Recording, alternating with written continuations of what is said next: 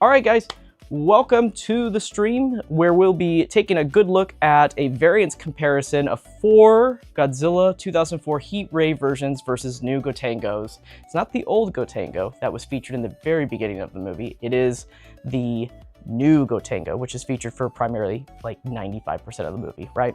So yeah. I'm joined here with Robo-Lizard. Robo-Lizard, say hi. Howdy, y'all. And he's going to be my co-host today, so he'll be taking questions when I can't see those questions right there. So, but other than that, let's get started. Let's get this party started, everybody. So let me get on the other side, and let's open this guy up. So here we are. Oh, by the way, I decided to switch up shirts because of the Godzilla Destroy All Monsters Melee Remastered edition being announced. I figured that we needed some video game representation. So this is by Cavity Colors, not sponsored or anything. It's just I decided to wear it just in that. But here we go. This is our Godzilla 2004 heat ray version with the new Gotengo. The box is surprisingly small. I thought it was actually going to be a lot larger considering the normal sized Godzilla box, but it's actually a lot smaller than it is. And you know what, just really quick, just to show you guys an example, let me grab a Movie Graphic Plus box and you guys can see for yourselves just how the size isn't much different from just a traditional box. So, but look at this, yeah. So this is the Movie Graphic Plus Godzilla right here. And it's just, you know, it's basically just a little smidge longer. So if let me put this guy in front, it's like that much long. It's so minimal. So I thought it was going to be, as far as thickness goes, it's the same thickness as the Movie Graphic Plus Godzilla box. So other than that, I don't know, I just pictured it being a lot larger than it really was going to be. I pulled it out of the box from Japan and I was like, oh wow, these are a lot smaller. I was thinking it was going to be a lot bigger though. So, but the way that they packaged it, it really does make sense. So, but here it is. Here's the front. And here's the side. We got our backside here with a comment from Yuji Sakai on the bottom right there. He likes to, anytime he sculpts a figure, he always usually leaves a comment right there on the back of the box talking about why he chose the color for it and everything. If you have any Google Translation apps on your phone, you can always take a picture of the box art, even take a picture of the screen right now and you can translate it for yourself. See what it says. And then here's the other side. And then here's your front on the top. And then here's your bottom. I just realized the aesthetic is meant to match the poster. The one that has like all the monsters together. It's kind of like that themed. Yeah, it's got that blue theme to it. Yeah. So let's open this up underneath it. One thing to note, some people that are eagle-eyed folks out there, really quick, on the bottom of it, it actually doesn't say where it's made from. Usually it says made in China or made in Vietnam right here. But they actually put it on the back side of it, and it says made in China. It says it in Japanese. The new Gotengo is made in China with some parts being made in Vietnam. So I know for a fact that the Godzilla 2004 model is actually, the mold is in Vietnam. So I don't know why they didn't say Godzilla was made in Vietnam, but that's generally where it is. And they probably made the beam effects and Gotengo in China. So this is a dual factory production. It's kind of interesting. I've never seen it before. So, but this is what it looks like on the inside. Nothing else is in there. On the side panels, nothing. No instructions. Oh, here's the manual. No, there you go. It was hidden. Haha. So, and here is the manual. It's just a double-sided single small sheet right here. So here's the manual. You got your front side. And then there's the back side. Front side is for the new Gotengo. And the backside is for the Godzilla and the beam effect and everything. It just shows you how to properly put it in there. You know, there's actually indentation in the beam itself for the teeth. So there is a right way, obviously, to put it in because there's also a hole underneath it so you can stick it in the stand that comes with that. So one thing to note about the Gotengo, the drill is movable. They have a little example right here. So the drill is movable, you can move that. And then the wings also can be lifted up and down as well. Other than that, it's just a big plastic model, there's nothing else. And the stand that it comes with is just kind of like your generic stand for, that you can actually get for Tamashii Nations products. So let's get this guy open though. Let's take it out. We'll reassemble that in a second. So let's look at this. All right, so we've got Godzilla. He's got, so the way they have it packaged in this time, they've got a shield that goes on the back side of it like this, so that it covers the dorsals. The hands actually were off of this one out of the box. So let's get those plugged back in. That's the first time I've seen they added like a shield for the spines. They've done it for a couple of releases where they've had that. Not for everyone, but generally for ones that have the really delicate dorsals. I believe -1 also had some kind of shielding for it. So we have... I don't remember my copies having them, and they were brand new for both minus... I think... I'm not sure. I have to recall, but I'm not sure if it did. But there have been some figures that in the past that have those. So here it is. It is a lot darker than the reissue that came out. It also might even actually be darker than the first version of Final Wars that was released. So this figure is made out of translucent plastic all the way through. So that's a unique feature for it. And it's kind of flexible still, but kind of stiff at the same time. We'll go more into articulation in just a bit. Let's take out more of this though. The base, the heat ray base, this is brand new. So this is a brand new piece. Oh. This has never been used before. It looks very similar at first glance, but I promise you this is brand new. It has never been featured before in the line. It's kind of like a clear orangish fiery color. So the previous version has like a little split on the tip. Yeah, the flares are also not as flared out and sharp. It's kind of like water in a way, and how it is. Yeah. Okay. Kind of so webbed it looks like a little more. It looks like the beam effect base. It does say made in Vietnam, so it looks like the beam was made in Vietnam after all. Godzilla doesn't actually have any copyright notice on the bottom of his feet this time around, unlike the reissue and the first version. So. They might have the copyright somewhere on this figure, but sometimes they don't do that. Sometimes they just put it on the accessories instead. So, but I'm still willing to say that the Godzilla is probably made in Vietnam still. So the beam effect was made in Vietnam and here's the spiral beam. People have been asking for this for some time now. Oh yeah. And it's That's very, nice looking, man. It's very flexible. Look at that. It's probably because it's warm in my apartment right now, so. But yeah, it's good. It's a brand new sculpt though. This has never been used before. It kind of looks like the Heisei beam, and then it's got a spiral around it, and then a flare tip, kind of like the 2014 figures out there, the legendary Godzilla. And then lastly, we have the new Gotengo right here. The new Gotengo is solid plastic. I'm holding it upside down. There it is. So yeah, it's solid plastic. So no metal parts on this.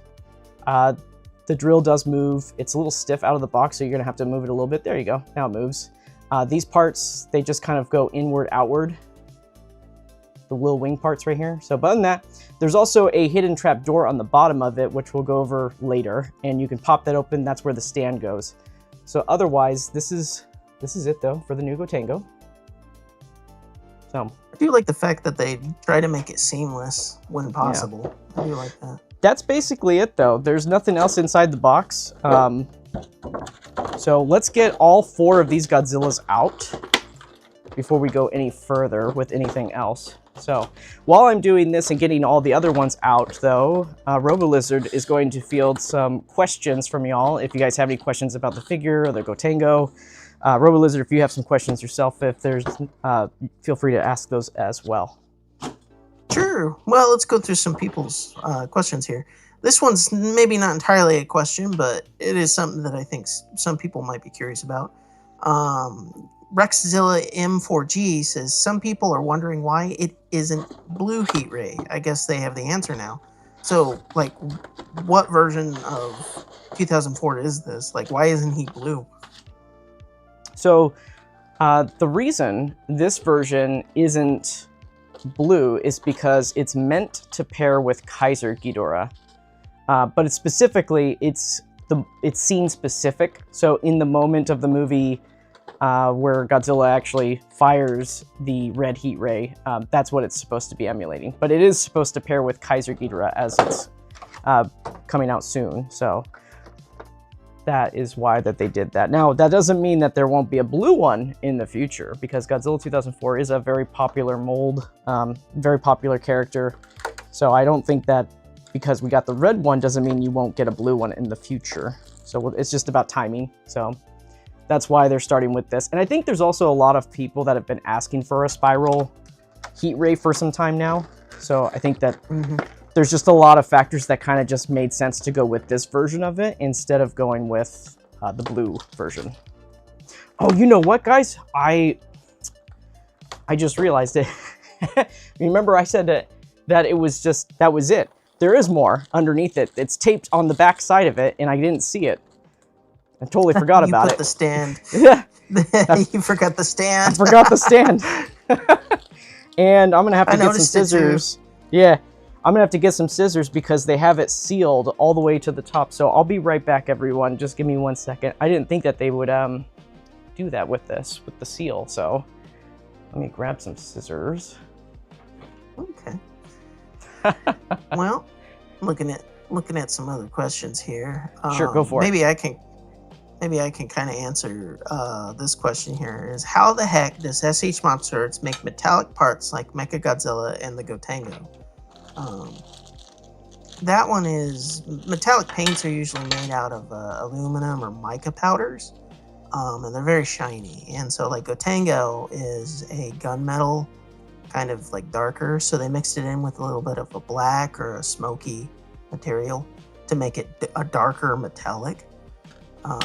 So that's how, like, you know, aluminum is used for silver, and things like that. So it makes for a very, very shiny figure compared to some other, you know, silvers. Yeah. Yeah, that's definitely what they do. Here's the stand that it comes with for the Gotengo. It's a more of a heavy duty. Oh, look at that. It's got a ratchet joint in this right here. So you do have some extra. Ooh. Yeah, look at that. On both ends? Not on the top, just the base? just the base. The base is a ratchet joint. Okay. So, and this stand, I think you can get this stand separately on like Amazon. You can buy this from the official Tamashii Nation store. That's kind of interesting. Yeah. Though. I've never owned this stand before, so it's a little bit different. I think it's kind of used for like heavier or weird shaped figures. Yeah, and it's not that heavy either, right? I mean, no. Yeah, it's not that heavy. Well, yeah, but it might be like more forward, you know, wherever the plug is on the base, so that the base has a little bit of some lean to it if it needs to. I don't know. I gotta open this one back up because I totally. They have it hidden.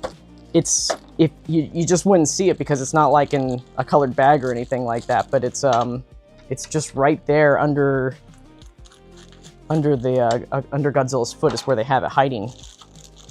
Yeah, so. It's kind of blends in with all the clear plastic. Yeah, I don't like that they have it sealed like this though, because when it comes to like if you wanted to resell it and everything, now your stand is oop, that's the wrong one.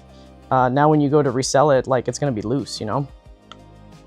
Well, in my opinion, like another thing for me is like if I need to like transport it, you know, you can't throw it back in the little baggie to make sure you don't lose parts, you know. So for me, it was like if you need to move or something, you put all your figures back in the boxes or something.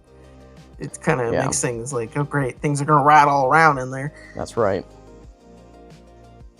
Boy, this screw is really loose on this guy right here. Okay. That was it. Yeah, that one was a little loose. It was just, I mean, it's just like really, it doesn't have a lot of tightness right there. So it was kind of going back and forth as I was putting pressure on it. All right, so we got 2 done and we've got 2 more to go. Okay. So Anakin Skywalker Godzilla 1974. That's quite the combination of 2 things right there. Yeah.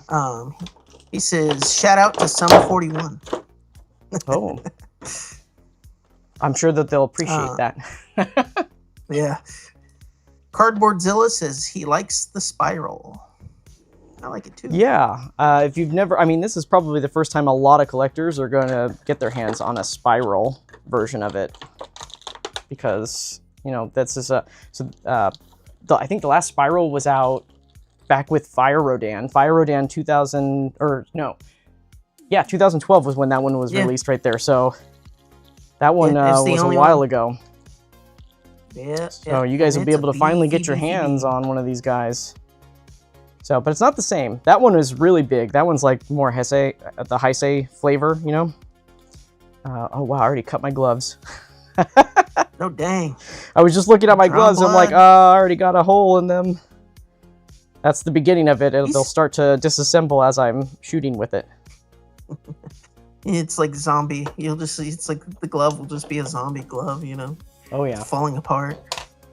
Stick Goji asks, where's the cheapest place to buy this guy? So generally speaking, I don't have them pulled up right now, but if you go to my website and you go to the Godzilla 2004 page, there is a cart with an icon, like a shopping cart icon. You can click on that. Generally, I put them in order of at least like the first 10 of them at the best deals possible. So the top one is going to be the cheapest place to get it from, which is usually E-Night Media, and then followed by Kappa Hobby, and then other places follow after that. They also, you know, depending on where you live, you might get charged sales tax for some of these places. Like, for example, if you live in California, you'll get charged for sales tax for most of these businesses because they're based in California. But there's other ones like Toku Electables, which is based in Pennsylvania, I believe. So you will, if you're in California, they don't offer any pre-order discounts, but they don't charge sales tax, and it's free shipping. So the price is just MSRP and shipped at that point. So that's also a good place. If you are a person that doesn't like to import, I would highly recommend also Tokyo Otaku Mode and joining their Tom Premium service, because that service allows you to rack up a lot of reward points. The thing about them, though, is that once when they're sold out, that's it. They don't get any more. So if you are a person that likes to wait on pre-orders, that's not a place for you to shop, because they also require down payments for the full thing. E-Night Media, E-Night Media is also, let's see here, they do a small deposit and pay later. And the Kappa Hobby is also full payment up front as well, but it is free shipping. And then the rest after that, you know, Toku Electables, we've got Entertainment Earth, Big Bad Toy Store. You guys know how those ones already ship already. So those guys, they charge, you know, full MSRP plus shipping generally, except for Entertainment Earth. I think there's a cap, like if it's over $75 or something like that, then it's free shipping. I think for E-Night Media, it's the same way, but MonsterArts are never under $75, so you don't have to worry about that. Yeah.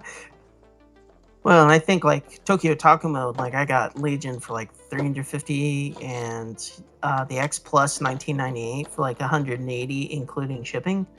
So like if you could play the Tokyo Otaku Mode, now granted, I bought a lot of figures and had a lot of points. So that was, some figures you're going to save money on, others you're not. So that's kind of how it rolls. Generally, your first purchase from generally from your first purchase from a Tokyo Otaku Mode will probably be your most expensive purchase, but after that you've racked up points immediately. So they don't wait until you ship until they give you your points. They give you your points, your cashback points, as soon as you place your order. So that's kind of neat that you get it right away, and you can already apply it to other orders immediately after that. So say you wanted to buy 2 different figures, you can just buy one and then apply those points that you get from that one directly on your second order. The other thing to be wary about too with a Tokyo Otaku Mode is that you can't, well, I guess you could, but it's not advisable to purchase these from different shipping months. So for example, say this figure ships in May, and you wanted to buy something else in June and you bought them both together, they will ship them separately automatically, and you won't get any shipping discounts, because with Tokyo Otaku Mode, you have to have over $150 for free shipping. Yep. So it's important that you ship things that ship in the same month, and that can get a little tricky. Sometimes they announce figures in this line for the same month for different IPs, for example, like, well, I think we had one month where it was Furious Rajang and something else that was Godzilla related out in the same month. So if you had pre-ordered both of those, you actually can stack that together so that you get the free shipping. Or you can buy Legion and you don't have to worry about that, right? Just buy Legion. Although they're sold out on Legion, aren't they? They had it for a little while. Yeah, so generally the way it works with premium Bandai products when they're brought over to, I mean, it's with any product really that's brought over from Japan to the United States, is that it's all allocated pre-order. So it's based off of pre-order demand. And what that means is it's pre-order demand combined with a little bit of guesstimation of what that demand is going to lead to. So they do this because they don't want product to sit on the shelves. So were there a lot of Legions that were brought over? No, there wasn't a lot of Legions that were brought over. But was there enough to fulfill people's orders that wanted it? Yes, and then maybe a little bit some. And that little bit some was claimed right before release. And so basically release day happened and it was already sold out. That's how it worked for Legion. Okay. Yep. So here we are right here. These are posed horribly because this is how they package them in the box. So I'm going to go on the other side of the camera right now and just kind of fix these guys for everybody. So really quick, just to note, while we were talking earlier, so pulling these guys out of the box is kind of mixed. You know, 2 of the figures were actually fully assembled, no problems, no issues. And then 2 of the other figures, the hands were off. 1 figure, the hands and the tail was off. So mileage might vary. Bear in mind, in my place right now, it is rather warm. I know this because one of the beams here is like super duper flexible when it's not supposed to be. So it's 80, it's like, what is it? What does it say? It says it's like, yeah, it's like 85 degrees in my apartment right now. So let me get on the other side though. Let's get to it. And let me just, by the way, we're doing things a little differently, guys. I just wanted to give a heads up. We're going to do a flyby of all 4 of these figures. And after we do the flyby, we're going to focus on the sculpt. And then instead of doing the variance comparison right away, we're going to go do articulation. And then we're going to go into, and then we're going to go ahead and go into the other parts. So give me 1 second here. And now I can see the chat. We all know that.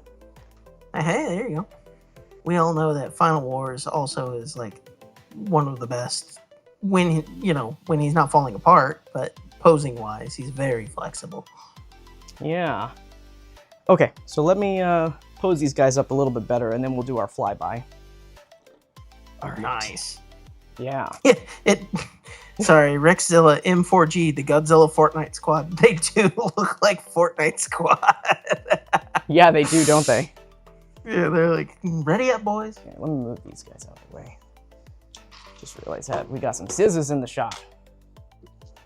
Oh. All right. Wow. So yeah, just generally posing these, just getting these all set up and everything. One thing to note right out of the box is that the hips are extremely stiff. My goodness. I don't remember it being this stiff out of the box with the other 2 figures, the original as well as the reissue. The tail is nice. The tail is nice. It's actually holding a pose quite well. It's still kind of floppy a little bit though. It is a soft ABS. So the plastic that's being used here, guys, is translucent ABS plastic. So it has a lot of give to it still. Yeah, it's still got a lot of give to it, just like the other one. So that actually kind of explains why the price is a little bit higher, because ABS translucent plastic is more expensive than traditional ABS plastic. Oh yeah, there's a lot more when it comes to clear parts at all. Is you have to make sure the transparency, there's no cloudiness or like weird marks and things like that. There's granted, most of the figures can be painted, but still. Yeah, on the factory level, it's there's more processing to be done versus just your standard ABS plastic. So that could contribute to why the price is a little bit more expensive on this guy compared to the original. So, but yeah, let's, so we got this guy posed up here. The other thing to note is that you might see these big gaps on the side of the figure, and that's something that you can hide with posing. They are bigger cutouts than usual though, because they really wanted this figure to have just a ton of articulation. You know, this is Final Wars Godzilla. This is the Godzilla that does like martial arts kicks and stuff like that, right? So they definitely left the parts of this more open than other parts of a regular Godzilla figure, you know? And what I'm noticing just with this figure that's already a win in my opinion is the neck articulation, specifically where the head is. Because that wasn't that great on the first version. It was more improved in the second, in the reissue, but it still kind of fell off for some people's I saw. But man, Yeah, the hips are really stiff, so it's taking a second for me to kind of repose these guys a little bit. I might have to heat treat these guys. That's how stiff they are. Like all of them are really stiff. My reissue did have the hips were a little stiff, and so were the shoulders. So yeah, I'm the shoulders are okay on this one. Yeah, the shoulders are movable. I'm really having to force the hips though to really push them back in to close the gaps. Like I'm really having to push hard to get that in there. Yeah, that's scary. Yeah, that's scary. Yeah, it's fine. Like that. All right, and the tail is just so segmented on here, boy. Woo. Okay, so but yeah, it's all three of these ones that I've handled so far. The heads have been great though. I'm having it look down, and that was kind of hard to do with the very first version. Like if you had it look down just a little bit, it would just fall off. So it's really encouraging to see that. Generally, what was your question? I was gonna say, I think like the head, because the eyes look so much better compared to the previous two iterations. The eyes. Yeah, and we'll talk about those eyes too, because there's some interesting changes going on with these eyes compared to the last releases. So, okay. This the ball joint for the lower jaw is so floppy. It reminded me of my slack jaw video I did. Oh yeah. I think that picture's been getting around too. I've seen it a few times where somebody screenshot that, and it was like, that's fantastic. I think so. I've been like, they're like, see, look, it's proof that Final Wars is silly, and I'm like, yes, Final Wars is silly. Why? Like, what's the problem? Yes. He's a silly guy. All right, so let's get a little bit closer here. Let me just move some stuff out of the way. Ooh, that's kind of trippy. Oh yeah, did you see it? However. Yeah, everything was moving. I was just like, whoa, it was like... That is Sky Table. All right, let me move these guys a little bit further back, and we'll get a better look at these guys, and we'll do a scroll through. A flyby, as I like to call it. All right, so here we go. All right. So here they all are. We've got, let me just loosen this up a smidge. There we go. All right, guys, so here we are. We're gonna start from right and go left side.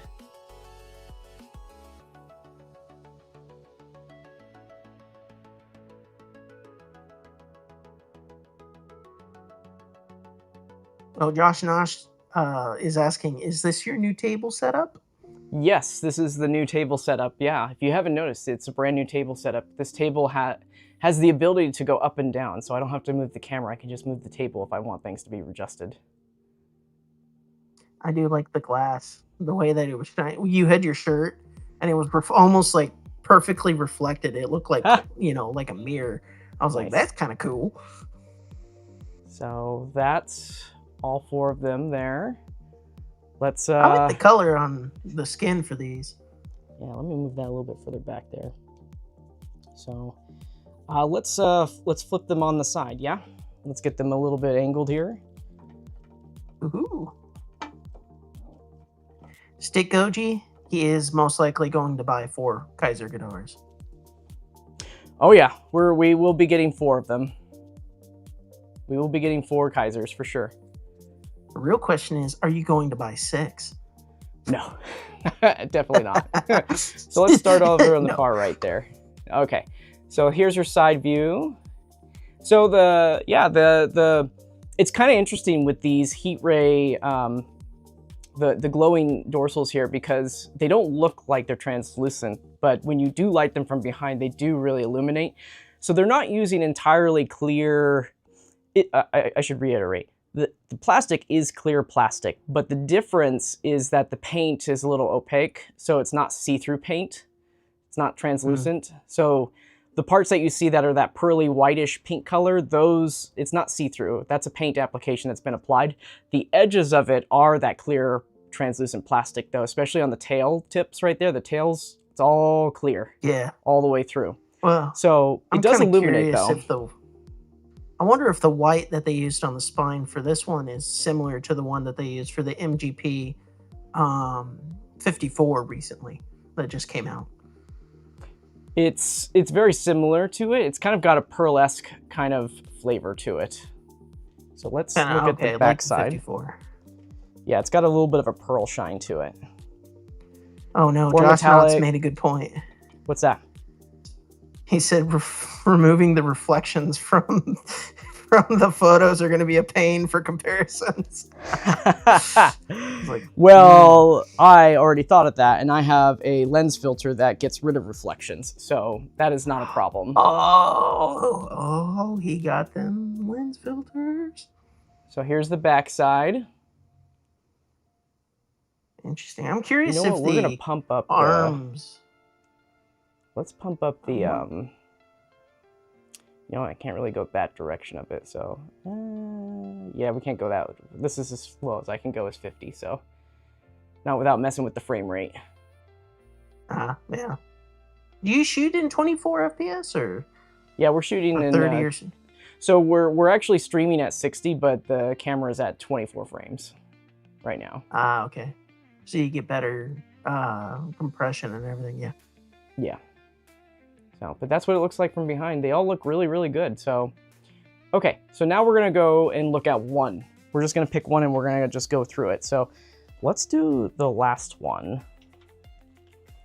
So. Oh, the last one. Yeah, we're going to go with the last one right here. I have faith in the last one. Okay. So let's see here. Comments. Let's look at this comment. Oh, the first comment I see when I look at the comment board here is, "We need Squiddora. The world needs it." We'll never escape. We are never going to escape. We are never going to escape Squiddora. All right. It's a stream meme. Once it becomes a stream meme, it will never die. Amen to that. All right. So let's just look at this figure. Let's look at the whole thing. So we're going to look at sculpt right now, all right, guys? So not so much posing, just more about the sculpting. So first things first, let's look at the head. You know what, maybe I can get a little bit closer. 1 second. Let's zoom out. Bring it a little bit closer here. There we go. Much better.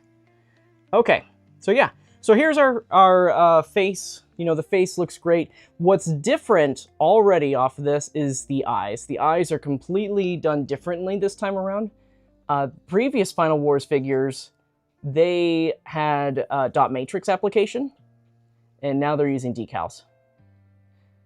So the eyes are also facing more into upward into the sculpt right there. So it is looking kind of like forward and up. So it's important that when you're taking your photos of these figures, by the way, have the face looking down. If you have the face looking up like this, it just doesn't look good, because it's not supposed to be photographed that way, you know. So definitely have it more angled down.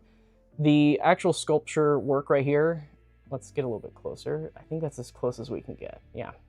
So the inside of the mouth is painted up. So, you know, I'm not really digging that transition, honestly. It's really hard and really abrupt. He needs a dentist. Yeah, badly. It's not really feathered out very well, especially compared to the promo. That's kind of rough. The promo, it's not really that obvious, but like, yeah, the teeth. I'd forgive like the white of the mouth and kind of the weirdness there a little bit, but like the teeth, they're really rough. So let me just bring that back a little bit. Yeah, so it's it's pretty rough on that right there, especially, and it's interesting because you see how they got the teeth too. The teeth are white, but then towards the back they're kind of yellow, or yeah, more of like an orange actually. They're more of an orange color. Is it metallic on the inside, or is it just white? I think it just looks white. Yeah, the roof of the mouth looks good though. The roof of the mouth looks great. Let me just angle that up so you guys can see it a little bit better. Kind of sad that the little barbell in the back is not, you know, that it's black like that, but I get why. They can't really change the color of that. It's the material. I mean, if they dyed it, they could, but I think that's just an extra cost, right? If they did that. I mean, I'm sure that if it really bugs you, like you could probably just paint that up yourself. So, but I think that the reason why they go with this back color right here is because it's really meant to have that beam in the mouth, and maybe it makes more sense with the beam in the mouth. In fact, I will just put that in there really quick just to see how that transition works. Well, and see, you said the teeth fit over the beam, which I know the Heisei figures did as well for those beams, you know, for the blue and the spiral. Yeah. So there's an, on the beam itself, there's an indentation right here. That's for the tongue. So you just put that over the tongue right there. So, I mean, that's okay. It's all right. It's kind of messed still, honestly, with the paint of the back teeth right there. It's not my favorite. Kind of would wish it was. I know a lot of people would hate me for saying this, but like I kind of wish it was more like the -1 heat ray version. I kind of would prefer just the whole mouth. You know what's interesting is I'm looking at this, and when you put the beam effect in the mouth right there, it is designed.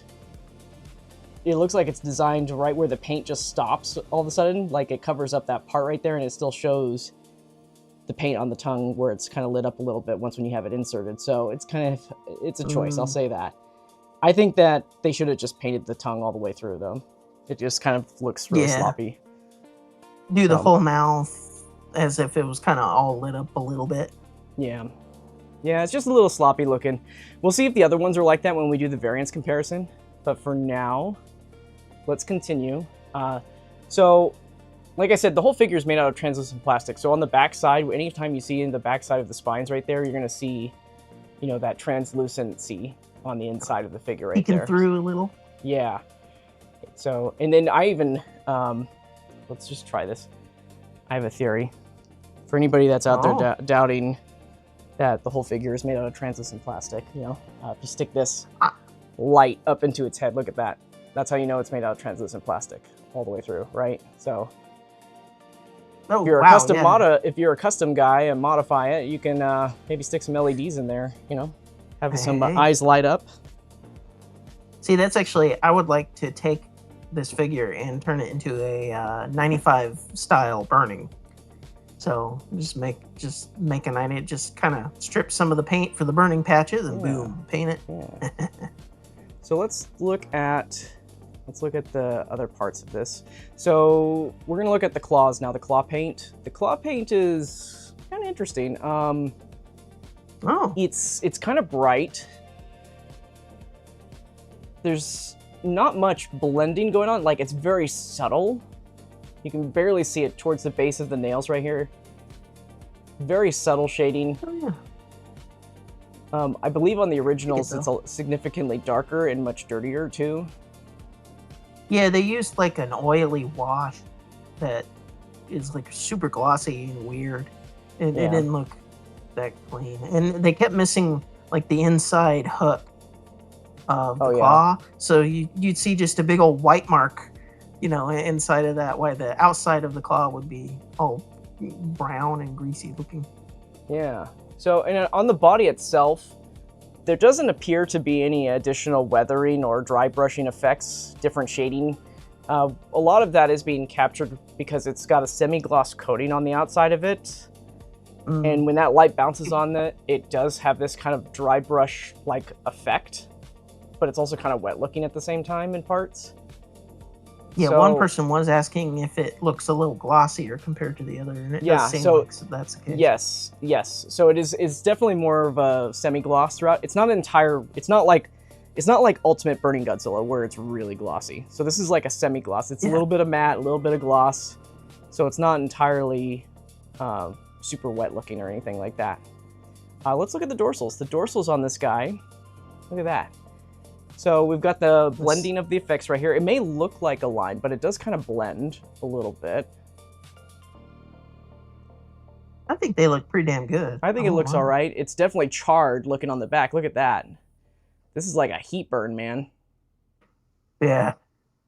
So, well, like compared to some other current brands that have done an orange heat ray variant, I kind of prefer this over the other style that they did, honestly. since we are looking at the dorsals right now, let's go ahead and just do a light test underneath it. How's that sound? Woohoo! So what we're gonna do is we're gonna turn this guy off. And let me grab one of these guys down here. So we'll take a look at, oh, look at that. You guys are fully charged. I love that. Uh-huh. Okay, all right. So this is our illumination test right here. Let me just pop this screen out here so I can stand over it. Okay, so here is our illumination test. Let me turn this off too, actually. One second, guys. Oh. We're gonna get it real dark in here. All right, here we go. Here is our heat ray translucent test. Here we go with a light. This is not facing it. This is facing away from the dorsals. So this is what it looks like with just some mild illumination. And as we tilt it towards that, look at that beautiful glow. Look at that. The whole back, the whole back lights up actually. So let's kind of angle this way. I'm not sure if it's gonna work that well to see it, but you guys can see the base of the back, how it kind of lights up. I also like how you can't light it from this side. You can only light it, you know, from the back. So that's the thing that's different between this one and like the Movie Graphic Plus Shin Godzilla. The Movie Graphic Plus Shin Godzilla, you can light it from the front and it lights up the back of the figure because of how translucent the paint is, right? But for this guy, you gotta do backlighting in order for it to light up. Because you're lighting it from the front, it's just gonna be shiny. So you gotta have lights on the back. Or if you're somebody who gets really creative, you can open this up and string your own LEDs on the inside of it and get it to light up too. Because the whole inside is just a strip of that. The whole inside of this is a strip of red on the back. Yeah.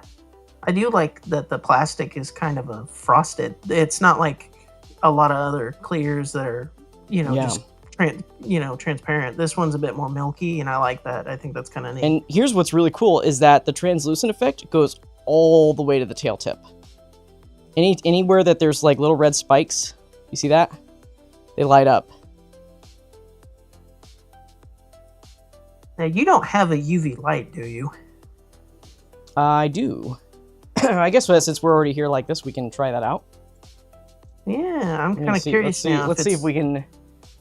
Let me pull that out. You make every 12-year-old... Let's try...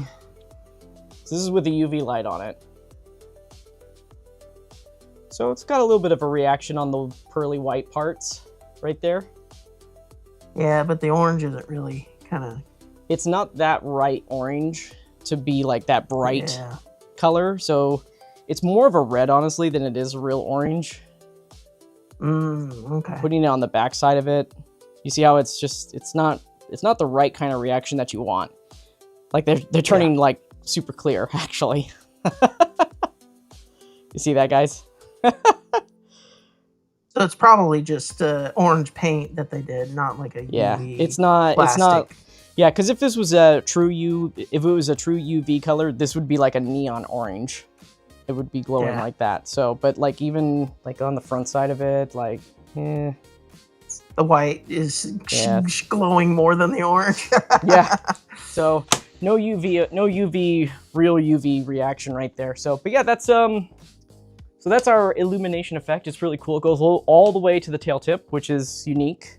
I feel like we haven't had that done on a Godzilla figure before for the MonsterArts line where the spikes are translucent all the way to the tail tip like that. So, because even on the Ultimate Burning Godzilla, that one is painted all the way through. It's not translucent. It's just hard plastic.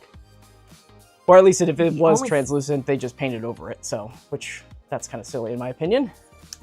Yeah. Well, but I think the original figure, they did design it to be like the clear parts were clear parts, but the opaque parts were opaque parts. Exactly. So they just they didn't really plan for it to be clear all the way through. So the only other figure I can think of is Shimo. That's like almost everything on it is clear. So we're gonna take a look at the feet now. Let's take a look at those feet. Yeah, we like feet. Oh my. So here are the feet. Oh hey. They're a brighter coloration compared to the original. Don't worry, guys. We will bring out the original. The original will be brought out. We'll take a look at that and compare it later. But for now, for this, you know, we're just going to show off just this. So there's some shading still. The shading is more apparent on the feet this time at the base, but it's very light brownish kind of coloration. So it's interesting because I feel like what they're trying to do here is they're trying to emulate like the claws are lit up by the heat ray, you know? They're not colored like the heat ray, it's just from the glow and the lighting and everything. They're just noticeably brighter. I do like the kind of subtle effects that they did where, you know, a lot of times it's usually just a wash that they threw on, but it seems like they might have just airbrushed gently the tips so that they stand out a little brighter. Yeah, it does look like they were airbrushed this time around versus a dry brush run. Yeah. The transitioning is very, very well done. It's not abrupt or anything like that. I think there's still a little bit of a wash to make like the little, you know, grooves stand out a bit, which, you know, hey, it's like a dark, it's like a yellow. I don't know if you can see on the tips right there. There's like a yellowish. Yeah. I think that's that dry brush that they put in there for the extra sculpted details. It just doesn't really, I'm looking at it in person and it just doesn't pop as much. No, it's very subtle. It's the only reason why I can see it is, especially on like that middle claw there, it like, you can see where the wash had pooled and just dried on the very tip. So yeah, it's not very obvious at all, but it is kind of neat that they would add that subtle little touch, you know, because it's something that most people might not even pick up on. So. Yeah. And here is the rest of the tail right here. So yeah, the figure's just noticeably darker too, you know, especially compared to the reissue. I do like the white, orange, and black combo that this thing has. I do think that's actually really kind of neat. So, but yeah, there you have it, guys. That's the whole thing. And then, you know, let's look down the tail on this side too, just from the front view. Yeah.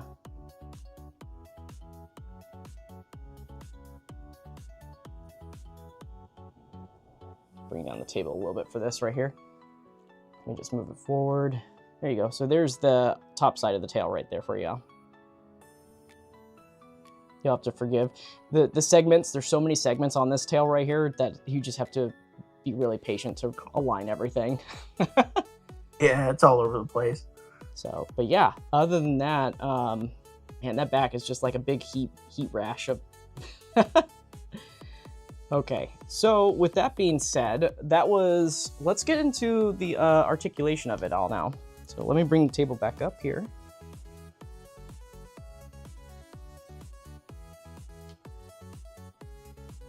All right, so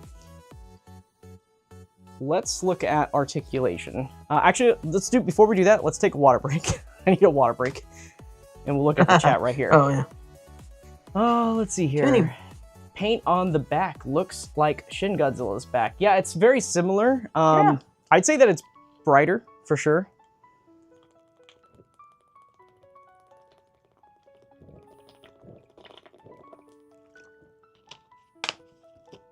So. Oh, I thought we lost you there for a second. No, I was drinking water. Like, wait a second. There you go. So, okay, just one question. Oh, that's okay. I'll take that one question. Let's see if there's anything I missed in the back right there. Body looks way glossier than the OG. Yeah, it's definitely glossier. Not as glossy as the Ultimate Marine Godzilla, though.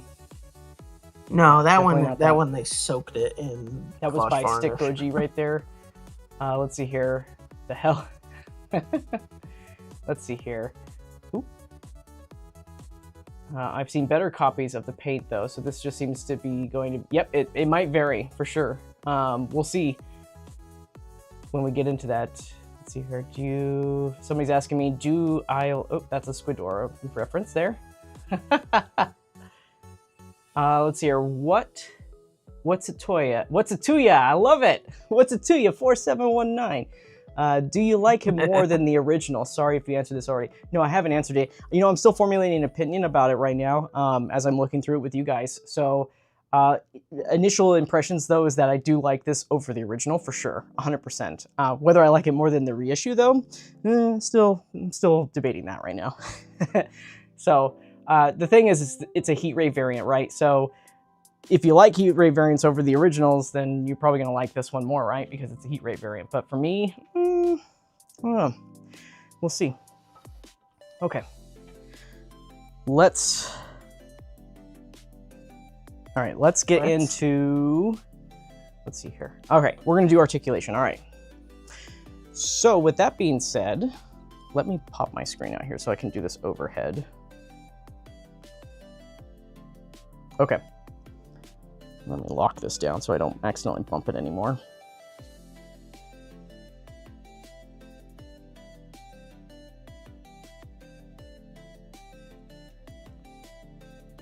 Trying to get this where I don't have that other background in the shot. There we go. All right. Okay. You know what? I'm going to go on this side and do it. I have a new tripod system, so I'm trying to figure out where I need to stand for it.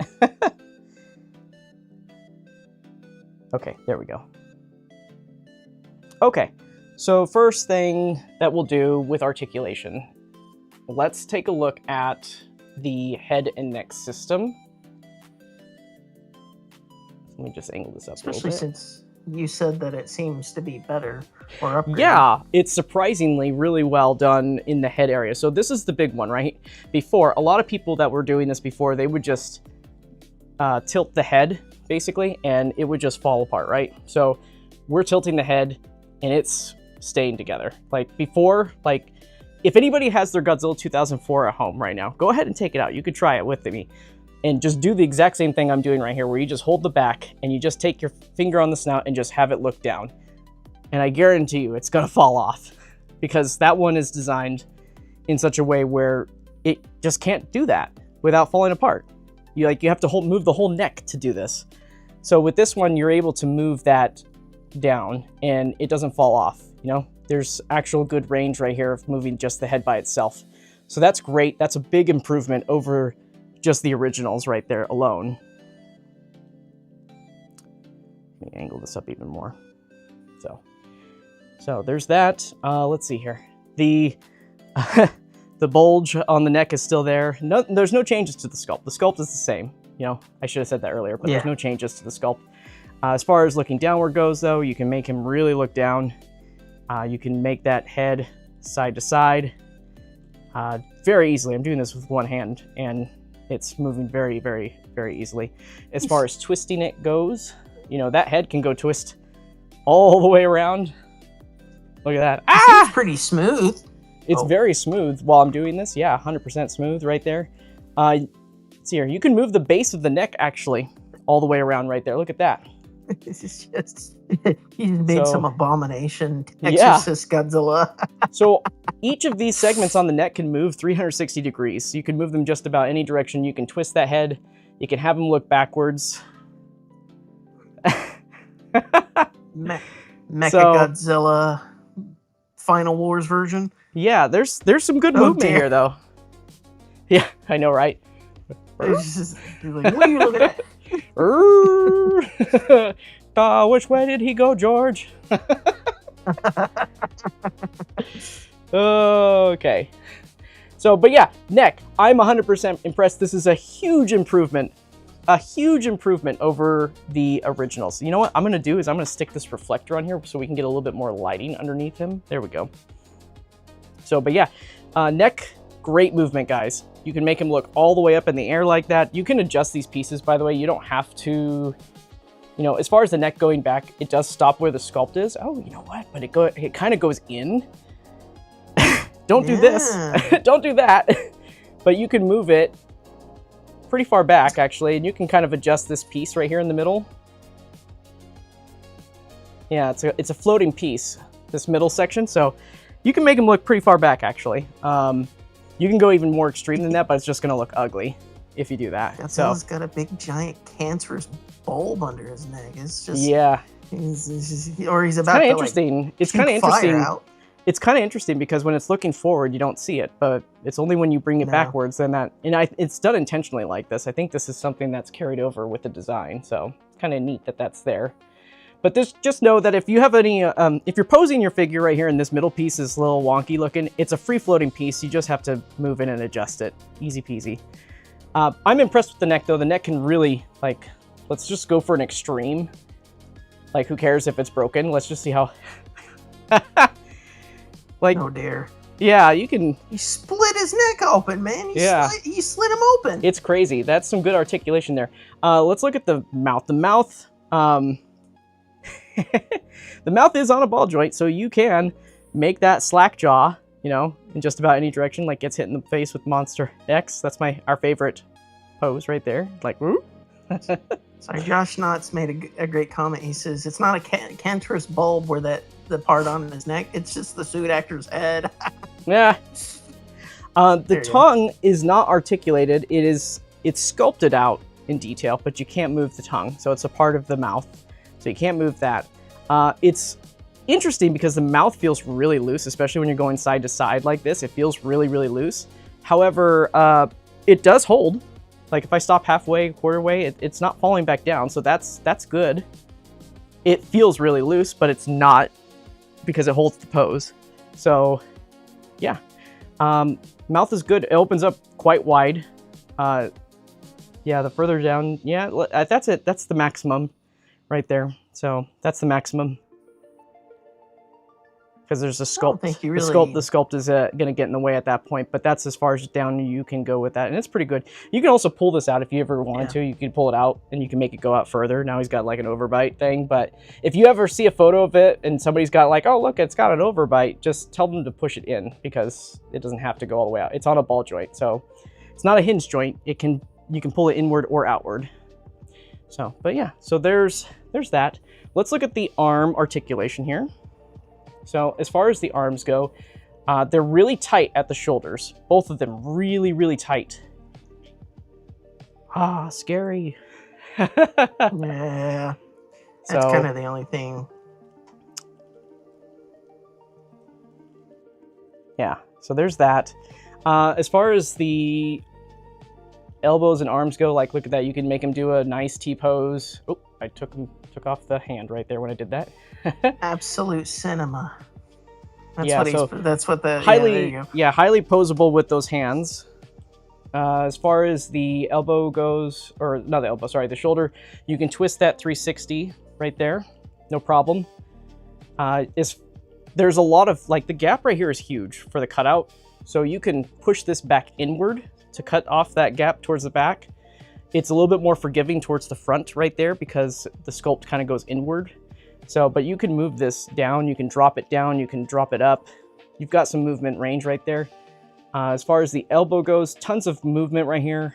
There's no extendable joints in this figure. It's an older sculpt, so they haven't updated any engineering parts about it. Oop, I pulled off the hand. As I was saying, you can't pull it off. I was pulling it. Yeah. So, but the arms are extremely long. It's got, you know, an elbow segment, the bicep, the forearm and everything. And it's really meant for you to just really get some really dynamic poses. Like you can really get him, like he can touch his chest. I think can he touch his head? Yeah, he can touch his head. Like you have some decent range with these arms right here. And I've seen other people in Japan, they've done like the superhero pose with these arms. As far as the forearm goes, you can swivel that around. The elbows, yeah, you can twist the elbows too. How about that? Well, to a degree. No, you can twist them 360. Yep. Yeah. Yeah, you can twist that 360. Yeah. Yeah, it is just a ball joint right there. The bicep, same thing with the bicep. You can do that. Oh, I just popped off the hands on this one again. I keep pulling them off with my hands by accident. Not trying to pull them off, but here. So far, this seems to be the only thing that's like repeatedly popping off, and even then, it's like not that annoying. Yeah, with this one, they're popping off, but they're not, like, they're still holding, like, let's see here, let's just do the hand test now. We've been moving the arms, let's just do hands only now. So let me move this down a little bit now that we're moving further down on the figure here.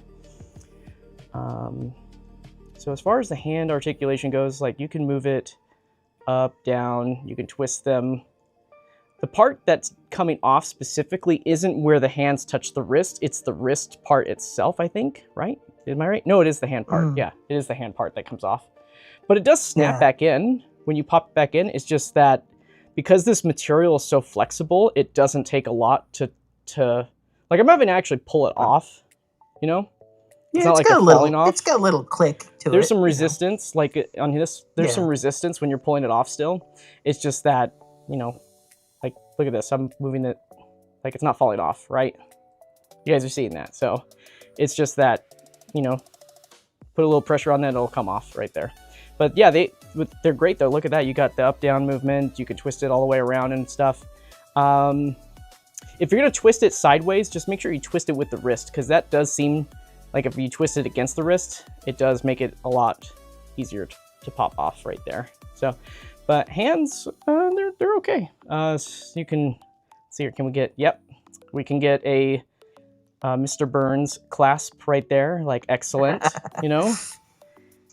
Excellent. Excellent. Yes. So there's that there that you can do. Let's go down. Oh, you know what? I shouldn't have done that. I put this guy. Hold on 1 second, guys. That's the thing with this glass thing, is that that thing had a lot of cat hair on it. That's why I keep the feather duster here. Yep, yep. Let's look at the legs now. Leg articulation.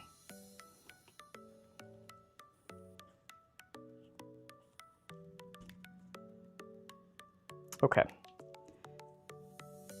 I'm going to zoom out a little bit more for this right here. Looks like he's about to break out into a jig. So for this, yeah, I'm going to move the arms up for this. As far as the legs go, so like I was saying, they're really tight at the hips right here. So if I moving it, let's see here. So we can get a 360 motion. Moving, oh, well, yep. 360 degrees. It's a little tough at first, but there's no like major resistance where it's like, oh my God, it's going to break. It's just really tough. The connection's really, really good at the waist. As far as the knee goes, though, let's see here. We've got... Oop, too far. Too far. 1 second. It's a very long joint. Yeah, it's a very long joint in the foot right there. This figure has a lot of kind of longer joints, and I think that's part of the reason why stuff seemed to pop off a bit easier compared to some other designs. Possibly. It's really got some good... so this as far as that knee can go outward, and then as far as the knee can go, it stops because of the sculpt right here. It kind of stops like that. As far as the foot goes, you've got your up and down motion like that. The peg is actually like that long. It goes up to here on the inside. From the front view, you've got, you know, side to side. You can tilt, no problem right there. You can twist the feet all the way around. So there's that. You see, outside of G2K, I think Final Wars has probably really good angle rockers. So. Oh yeah, like you can really look at that. You can really move that around. So, and then especially for like a swimming pose, like if you wanted him to swim, it's not a problem at all. You can get him in that swimming pose a-okay. So, the rare swimming pose. Yeah. So, and we'll do some more poses in just a second with that. I just wanted to get the legs out of the way. They're very tight at the hips though, very tight. Like when you get it out of the box, they're actually dropped a lot low. Oop. Oh, there you go. Well, there's the inside. Nope. So there's the inside of it. It's pretty sturdy on the inside, honestly. It's looking pretty good. And it's got the ball joint style where it's that. So it's like a ball joint with splits in it. Do you see that little dimple that's in the socket though? Oh, on the inside? Yeah, there's like this little dimple. Yeah. That I'm kind of curious if that's like, I don't remember. I took mine apart to kind of loosen it up. Like I said, it was a little. I don't remember seeing that little dimple there, so I wonder if that's why it's a little tighter. Yeah, I don't know. I mean, it's just really tight. I just popped it back in, and it's still really tight. So yeah. I think maybe some silicone oil might do you some good if you're wanting to loosen that up right there. But let's look at the tail articulation of this guy. So let me get off my knees here. So in terms of the tail articulation, is it better? Because as you guys know, the tail of the original one, it's very floppy. it can kind of hold a pose, but kind of not at the same time, right? So let's take a look. There we go. So let's try this out. We're gonna just put it up. Very, very flexible tail. Jeez. And there's like one section in particular that it always pops off from. Yeah. Like, so I'm just going to do a straight up angle right here so that we can just see that it does hold its pose. Yeah. So there's that. It can hold, no problem, with the straight up pose right there. No floppy tail. Let's try just something a little bit more dynamic, a little off to the side.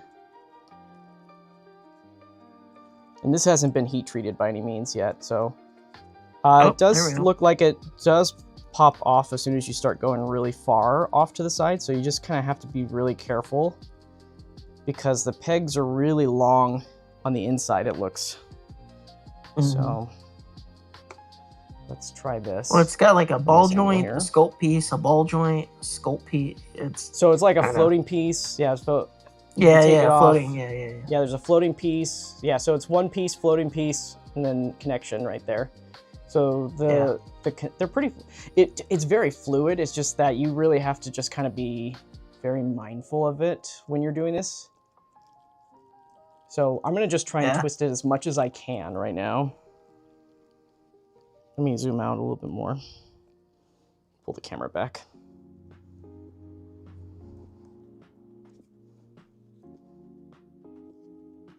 Let me just adjust this here. There we go.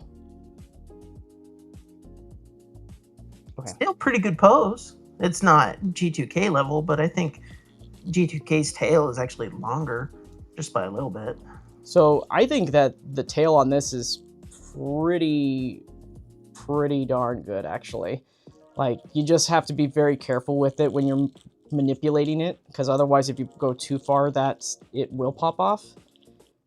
Like, I'm really going for it right now, just to get it as curled up as much as possible, and it's struggling to do it just mainly because the ball joints are so small. Yeah, but I think it's like it wants to do it, but it can't quite do it because of that inner segmentation. Yeah, so as soon as you go too far, it just... So, without going too hard on it, that's how curled up we can get it, without it basically falling apart. So it does have that curliness to it. It's not as good as the new Godzilla 2000. It's not as good as that in terms of you can really get that one to go into a curly mess and you don't have to worry about any parts falling off. But this right here, like, it wants to do it, but there's parts of the sculpt that stop it from doing it. And that's the reason why it's popping off, is because of those sculpted pieces right there. So, let me see. Yeah, because, I mean, like it should, it's like, theoretically, you're looking at it and you're like, it should do this movement right here, but then it won't. Well, and also the ABS plastic that they're using, these clear parts, might not have as much give. So that, you know, you might have, for the other versions, which might be a softer plastic, you might get a little bit more, but because it was a softer plastic, it just popped off more. I don't know. Yeah, it's interesting. It's still good, though. But you can still get this to twist around quite well. As far as twisting it, let's go downward motion of this. Just like, it's so articulated towards the tip too. Let's trust. Like it. I feel like with other tails, there's like a moment where you realize, okay, if I keep going, it's gonna pop off, but it's so hard to tell with this softer plastic where that limit is. I think that's what I'm trying to convey here, because as soon as you start going in a certain way, and it's like, okay, yeah, it's going well, and then all of a sudden it's like, no, it's done. It's like, I give up. No more. We're done. So as far as curling up goes, like, that's it right there for curling into a ball from underneath it. The sculpt just gets in the way, and at that point, if you keep going, it just pops off. But that's as far as that curl goes on the downward side. The upward side, let's try that one. I didn't really commit to that earlier. Let's try the, oop. I just smacked the hand off with my other hand. You slapped Godzilla? I basically slapped it off of it.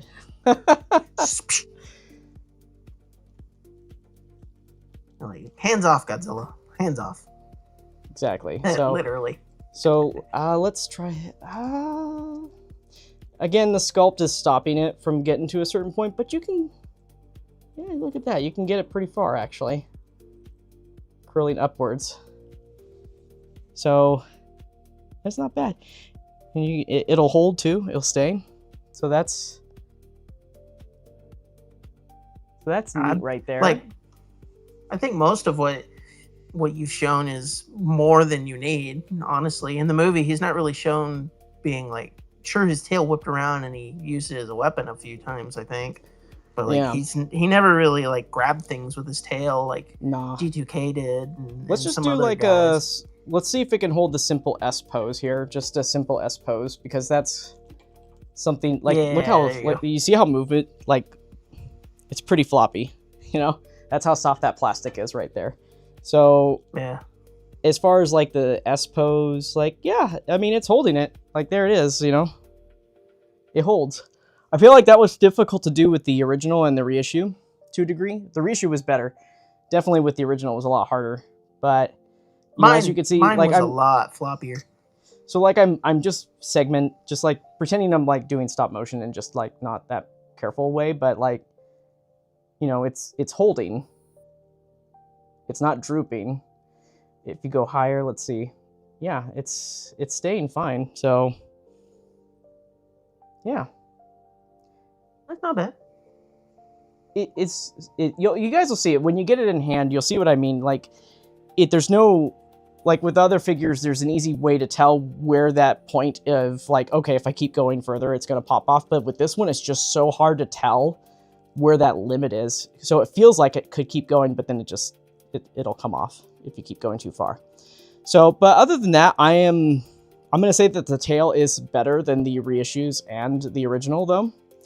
It can definitely hold its pose. Like, I'm moving it from side to side, and it's working out just a-okay. So, I think that's a win for this guy. Yeah. For my reissue, there's like one segment in particular that it's just loose. Like, if I fiddle with it at all, it just pops right off. And I think I've popped it back on and off so many times, it's actually become more loose. Oh, yeah. So I've used Kiki Fix. I've even tried to like stiffen it up a little bit with, you know, with some other stuff to try and prevent it from popping off so easy. But that's the only issue I've had. And it's a little looser, so it's a little floppier. Yeah. So I'm actually kind of happy that this one's a bit stiffer and can hold things better. Yeah, so I'm going to just kind of put this up in a dynamic pose right now. I don't really know what direction I'm going with it per se, but let's see what we can do with... Put on some really edgy rock music and just be like, you know, like nothing. I don't know. I don't know some 41 songs. Sorry. So as far as... Let's see how dynamic we can get this guy. I'm just thinking like crawling pose. Kind of like sliding in, ready to... Yeah, I'm thinking something like...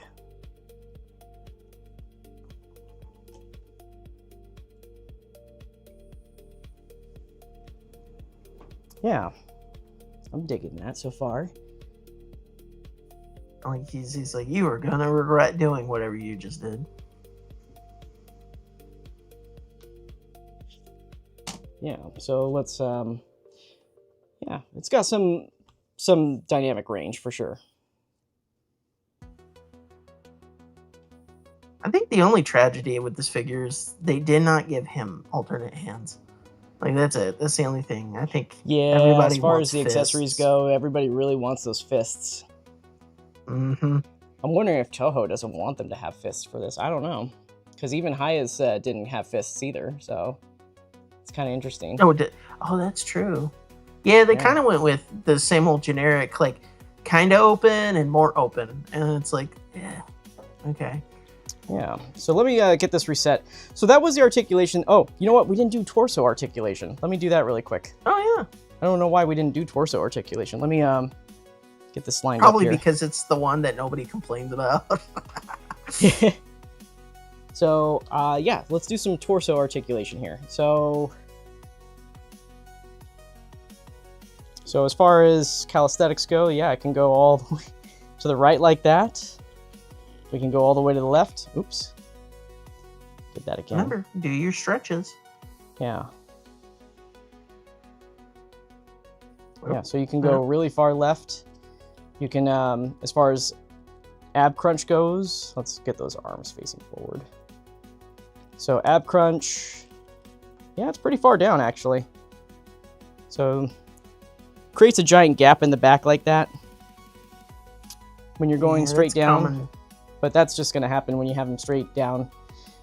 Twisting, let's see here. As far as twisting goes, you can, the lower part, it's going to stop because it does go into the sculpt on the back side of it right here. So as far as that goes, your twist on the, you got some decent twists still on the back, lower back part.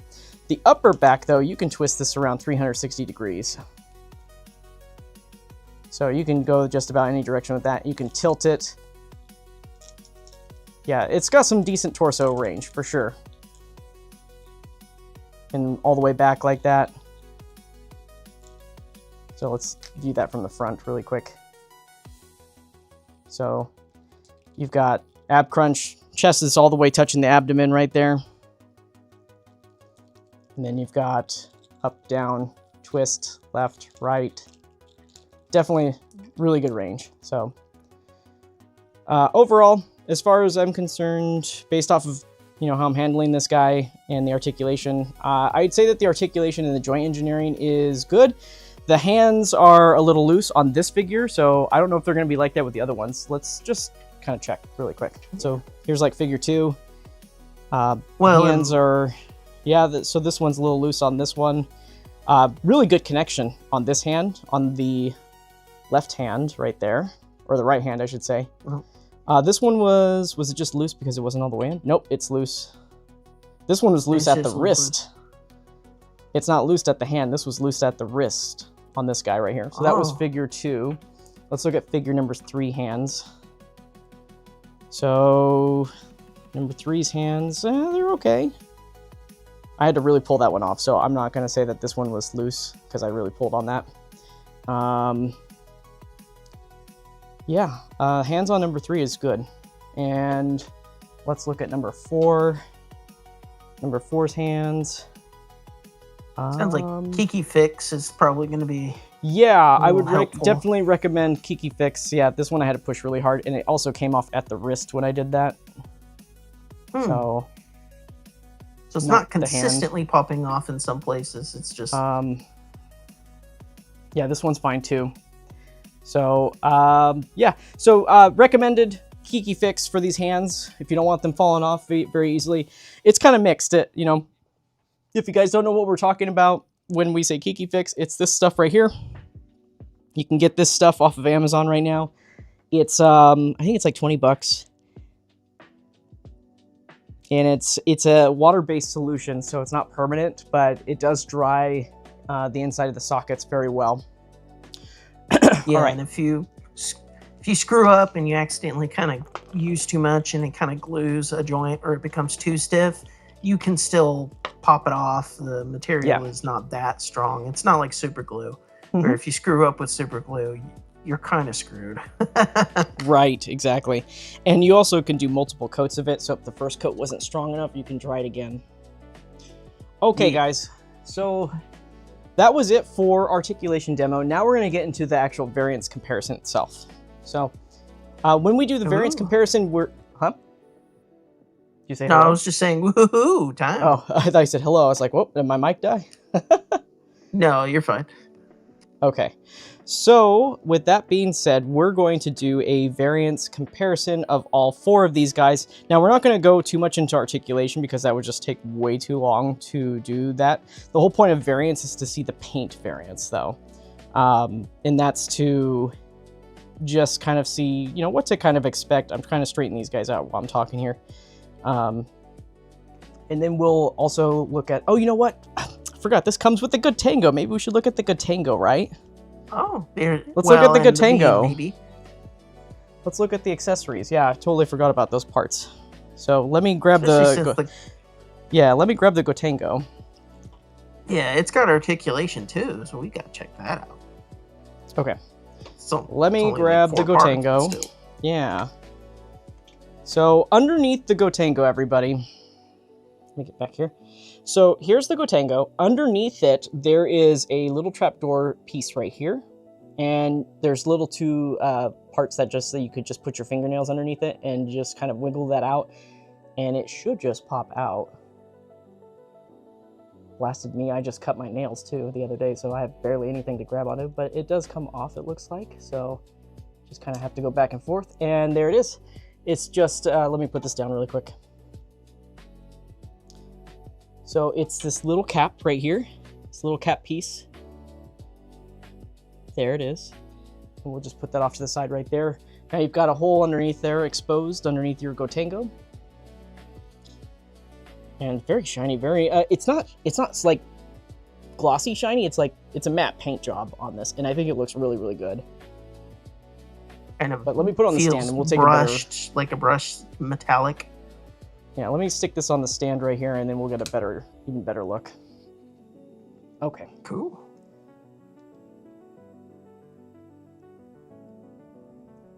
All right, let me bring this. Let me see if we can get this closer. Handsome little spaceship right there. Perfect. Okay.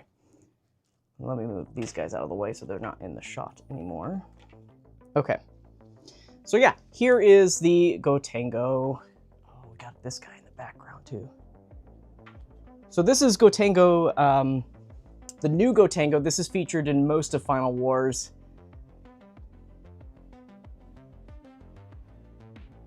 And it's, if you guys are wondering, where's the red? Where's the red? It's red, I promise you. It looks more apparent in person than it does on the camera, but there is red glow on the sides. It's very subtle though.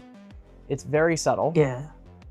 You could still see it, at least from the feed that I'm seeing. It is subtle. It's not like the die-cast one that was released a while back, but I prefer subtlety over. Yeah, the die-cast one had way too much red on it, in my opinion, but yeah, it was. So that's what it looks like, though.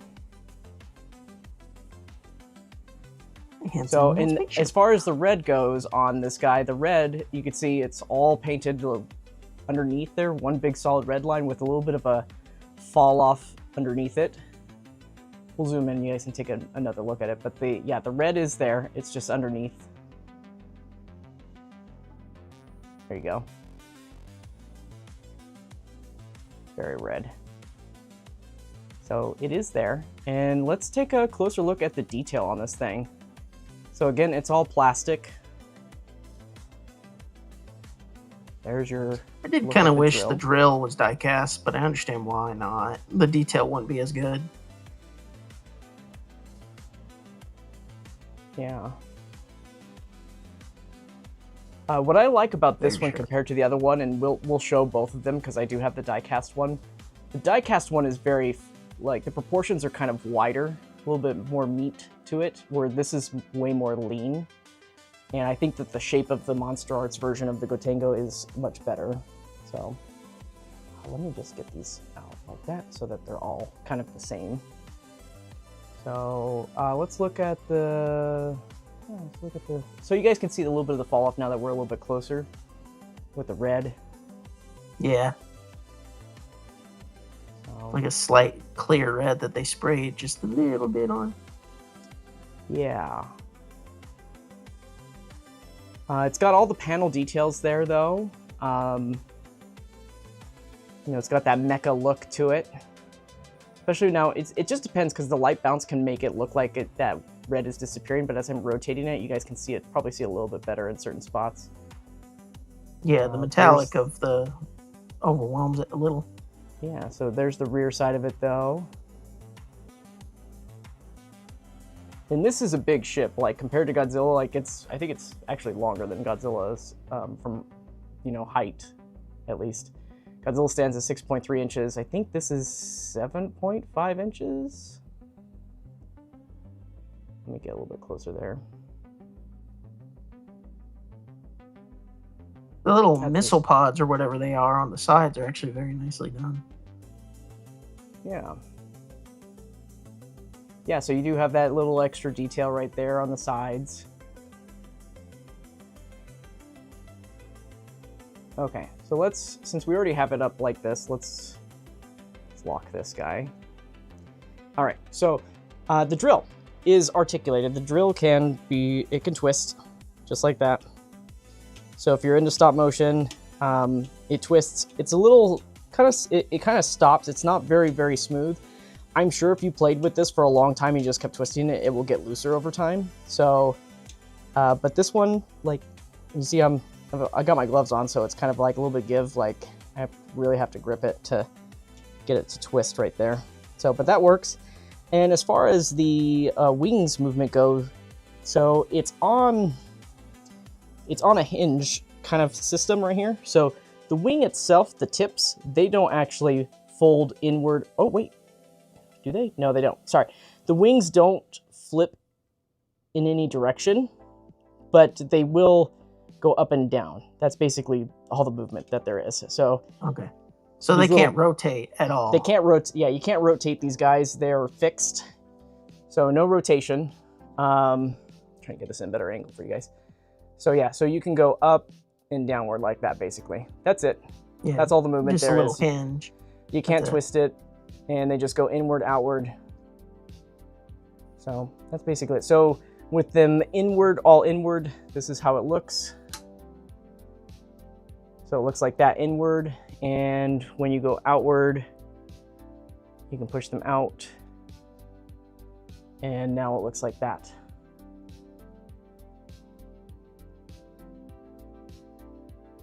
So now I have a question about the drill. Can the drill be taken, like, popped out, or is it pretty firmly in there?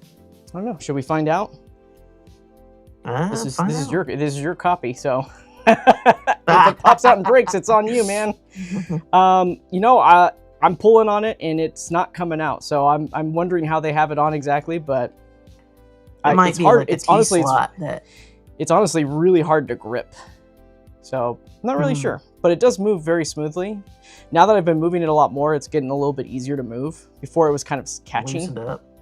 Yeah, so it just needed to be loosened up, but yeah, I can really move after that. So that's the Gotengo, guys. Thanks for doing that. Yeah, yeah, right. Let's look at the the underside of it. So let me unplug this really quick, and we didn't really look at the underside of it. So the underside, it's got. I wonder what those little, like, pin things are. What are those? So the silver that you see right there, that's just painted. It's supposed to be where the lights are. Okay, underneath the Gotengo. So, well, I'm not sure. I think they might be thrusters.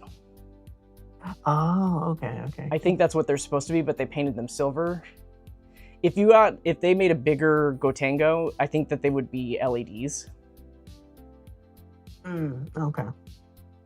Because yeah, I was kind of curious if those were like metal pins or screws or something.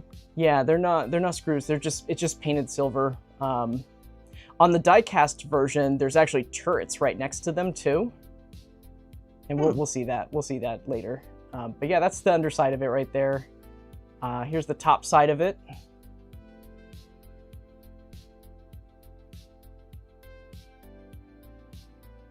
I think it's just the right amount of detailing. And when we look at the die-cast version, the die-cast version has so much details in there that it just kind of almost makes me wonder, like, did they just add a bunch of details to it because it's die-cast? Yeah, but kind of feels like it. But for this right here, I think it's just the right amount of detail that you need still. I am curious to see, like, what it would look like as a custom, like if I ran a panel line through it with black paint to see if that would stick out. Like, you have the natural shadows, obviously, from light being cast on it that kind of makes it look like that, right? But I wonder if you just add that extra layer, maybe a little bit of extra weathering, shading around those lines. I think that'd look pen wash and... Yeah. Although you'd have to be careful around the red areas because it might wash out the red. And then here's the back side of it right there. Yeah, there's that red. The red is really nice. It's really nice. In person, this thing looks really, really cool too. I mean, with the red and everything. I think how they did the red is at least the brighter red, looks like they did like a pen wash. Because if you notice that some of the red goes into the cracks, into the grooves. Yeah. So it kind of followed in there. So. Yep. So that's the Gotengo right there. Let me let's get it compared to Godzilla so you guys can see its size.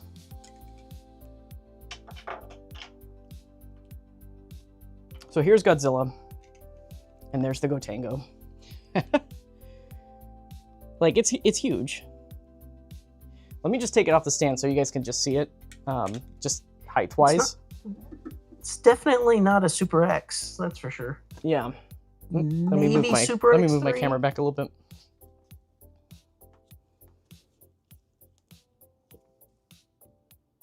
When your dentist whips out the Gotengo to do your work on your teeth.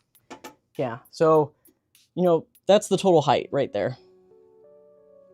Jeez, it's still not further back. All right, let me just move the figure back. There you go. Yeah, look at that.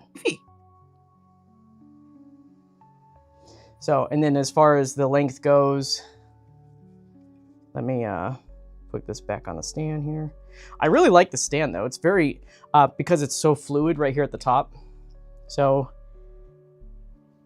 let me just get Godzilla up here on the side. So, yeah, it's a decent size, for sure.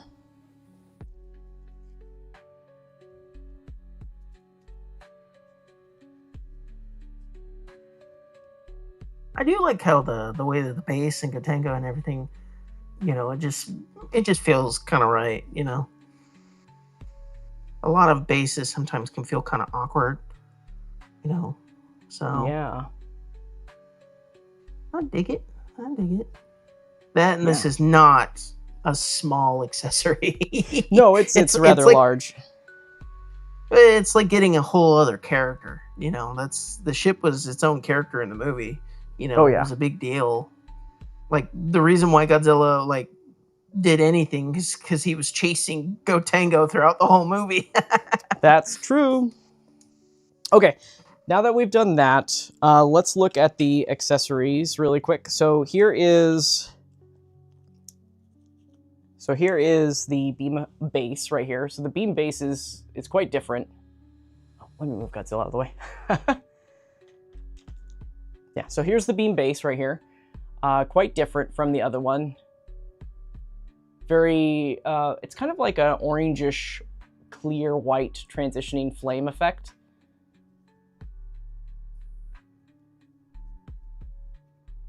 Yeah, kind of like it. I just like that it's new. Yeah, because they've used that other one so many times, and so it's refreshing to get a brand new one. Yeah. Yeah. So and it's got a good, yeah, it's got a good amount like that too, right there. So that's neat. Yeah, and then you know it just plugs in. You just plug it in, just like so. You get this guy right here, and let's see here. Just your normal Tamashii stand piece. And you just pop that in. Oh, this is that loose one. Let me switch this with a different one. Yeah, that one was like, that one's screw needs to be tightened, so I need to tighten that screw. Okay, there we go. Oh, so, okay, so it's not loose. I was thinking it was loose. No, the screw right here is loose on that stand piece right there, so when you go to plug it in, just like kept flopping over. So there's that. Before we plug it in together with the other one, here is the spiral beam effect right here. It is very malleable. So you can see this, like, you could do some fancy stuff with this, with how malleable it is. Now, again, it is warm in my apartment right now, so that's probably why it is like this. I'm not sure. I think your mileage is going to vary on how flexible this is, but it is kind of neat that if you wanted to do some really cool effects with it, I would recommend... It does seem like it's way more flexible than any of the other beams that we've had before. So if you wanted to get really creative with your photography with this right here, what you can do is kind of pre-pose this, curl it up and whatnot, and stick it in the freezer, and it will hold that pose once you take it out of the freezer. Oh. So that's a little neat trick that you can do with this. Somebody did have a question, and they asked it a couple times. Is the spiral a separate part on the beam itself? So the way that this works for these spiral pieces, it is not a separate piece where you can take it off because there's little parts of plastic that go throughout that are actually attached to it. Yeah. When they mold this, it's not molded together. So what's done is it's been glued into the sculpt. Okay. But I think what they were maybe wanting to know is, like, does it stand out compared to, like, yeah. So you know, if you it's can not see like this from this sculpted angle. in. So if you see this angle right here. Yeah, so, yeah. Because it's a separate piece. So when they put this thing in a mold, it's the beam by itself, and then the spiral effect is in its own mold. And then when they assemble it, they put this over it, and then there's little divots in there where it connects, and then it's just glued in. So that way it's permanent. It's not you can't slide this off now. Not without cutting that plastic piece. It has that little extra touch of being so, that but yeah, kind it of is extra detail and everything. Yeah. Yeah, so it is 3D. You can see that it's not touching it, but then there's parts where it does touch. But it does have that moment where you can say that it's not actually attached. So let me. So like the spiral can't just like start sagging down, you know, the beam. Yeah. Yeah. I think that people that live in warm climates, though, I think that their beam might sag after some time. Yeah. So underneath the beam, though, there is a little hole right here. So you can just plug that in. And there it is. You got your beam effect like that. Easy peasy, guys. And it is also, obviously, it is translucent. It's a clear plastic material that they use for that. So if we shine a light on the back side of it, it does light up nicely. I do love the color. I think the color's really nice. The color's really pops. You know, looks really cool. As Gojira 4 is peak says Fanta Atomic Breath. Oh yeah. Soda Stream. I like it. So we'll show off the other beams when we do the other parts of the variance comparison. So for now, let's get into the actual variance. So what we do for the variance, if you guys have never joined us before, what's that? No, I was just saying cool. Oh, so yeah. So let's start with the head first. Let me bring this down.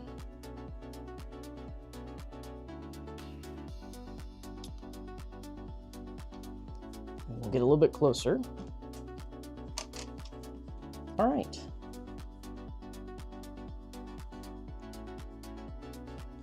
It does, I think there might be a little bit of dry brushing, by the way, on the head, especially where the brows are. I don't know if it's reflection.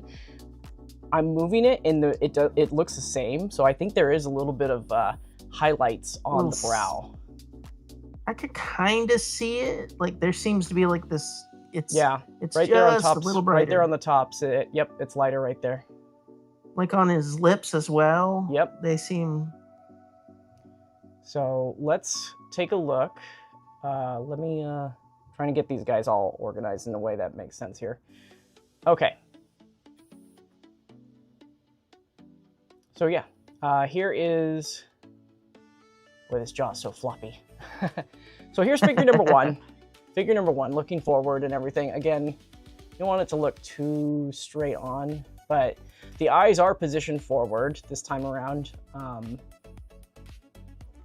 And they're decals. Well, and some people might say, well, the eyes don't look exactly the same. As like, well, the eyebrows are asymmetrical. There's slight differences between them. So right off you can even see the two. Like this eyebrow is higher than this eyebrow right here. So yeah, the eyes are positioned in a way where they kind of match those brows. But I think they did a much better job this time doing that, taking that into account on this figure. Mm-hmm. So, but this is number one right here. So it looks okay from that point of view. Let's look inside the mouth on the inside of that. So this is, I think this is the first one that we had out actually. So, but the inside of the mouth, you know, the roof of the mouth looks great. It's got some good blending on the inside of that. And towards the bottom right there, it's just kind of like, I don't like that. Yeah. Looks like the way that looks.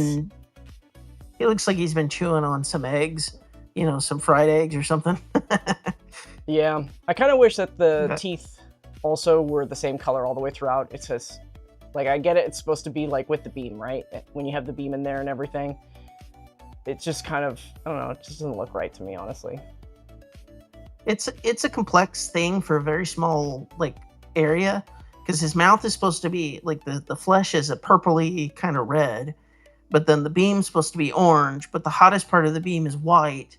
So it's kind of, you got all these myriad of colors all smeared together, and it doesn't Yeah. always look flattering. So here's figure number 2. Yeah, there's the dry brushing again. Yeah, figure 2 looks good. Yeah, it's got the dry brushing on the brows again. The eyes look good, looking forward right there.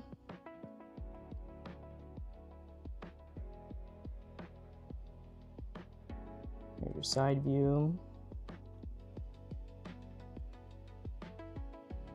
The teeth are nice and sharp too on this one. I like that. They don't look like they have a lot of paint gunked up.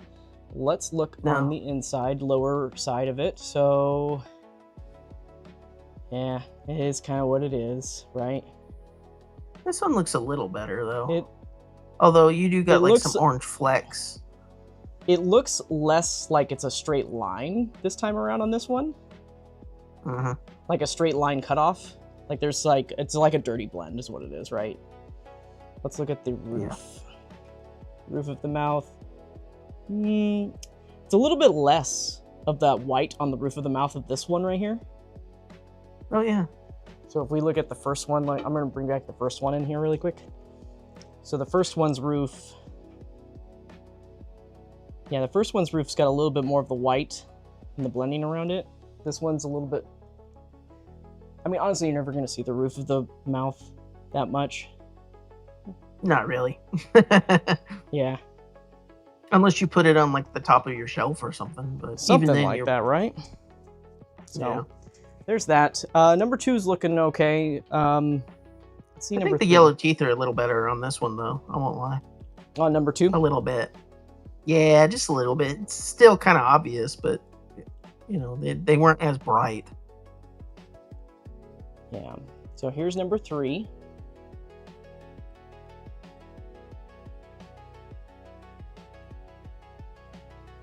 Just try to get that head up a little bit more. Yeah. So, Ooh, he's got. I mean, the eye decals are just great. I just love the eye decals. They're so much better than the dot matrix. They're clean. They're so. There's no little dots everywhere. That, and I think the angle that they have them in compared to the others, they made his pupils bigger. The kind of the dot matrix didn't quite work. That's true. The dot matrix method that they did on the reissue made the pupils smaller. Pupils are bigger. There's they also added a little black liner on the eyes, so the eyes aren't so big. So there's actually a lot of black liner on the edges right there, and I think that looks really good too. Makes the eyes appear like smaller. Yeah. Well, because if you look at how the eyes are done on the actual like suit, they kind of fade from like orange to a dark brown to black. Yeah. But that's like really hard to do on a marble the size of like a millimeter or two. You know, these are tiny eyes, so yeah, those transitions are very difficult to do. 3 is very. It's probably the most minimal of that white on the roof of the mouth right there. Very minimal. He's not very. He's not very hot. Yeah, on the lower mouth, it's definitely more white. It's also kind of offset, it feels like. The yellow. And the yellow teeth right there, yeah. So there's that. Let's look at number 4.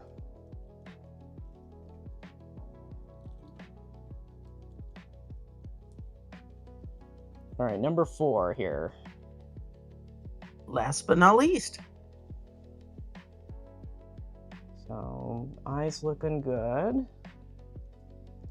I'd say that the eye placement is actually very consistent on all of these. Yeah.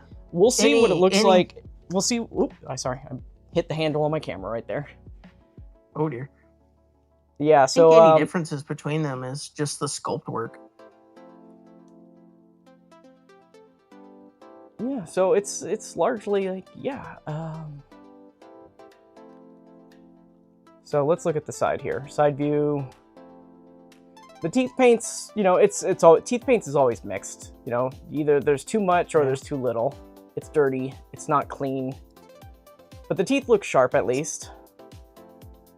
Kind of why I like how they've been handling the MGP line, where they just did it simple. They made them simple, no washes, just flesh in the teeth, and that's it.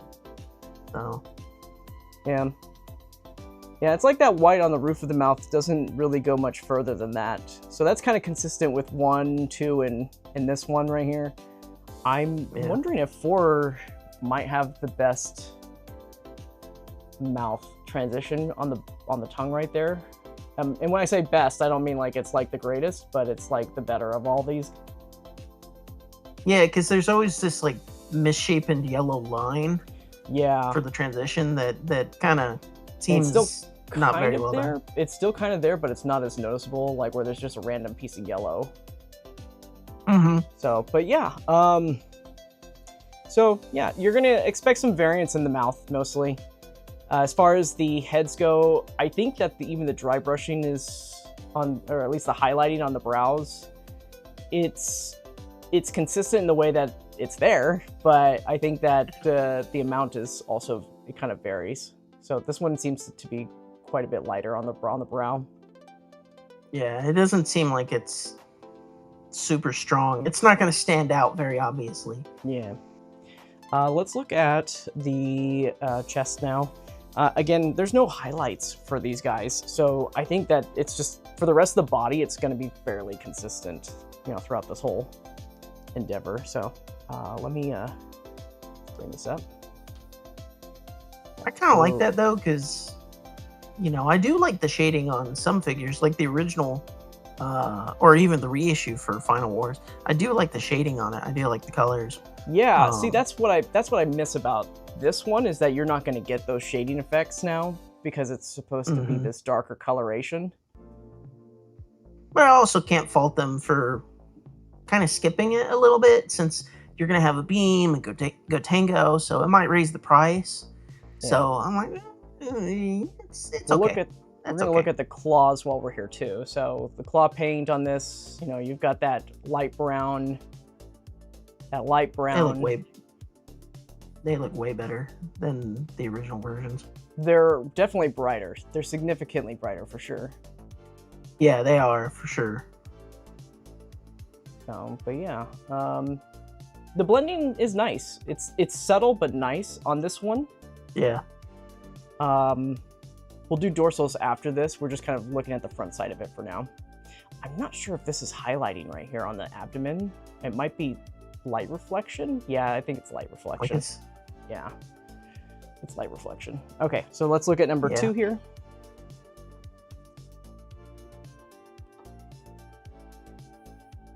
Okay, so number 2.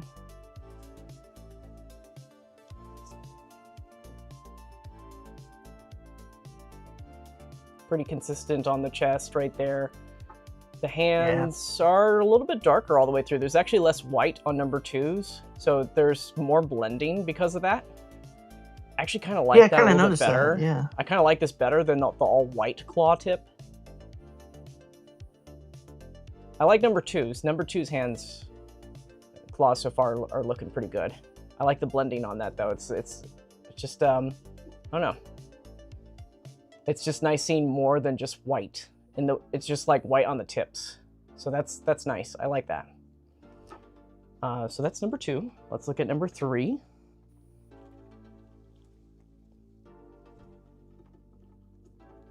Let me just pop those up a little bit. So number 3, we've got, not bad right there on the chest.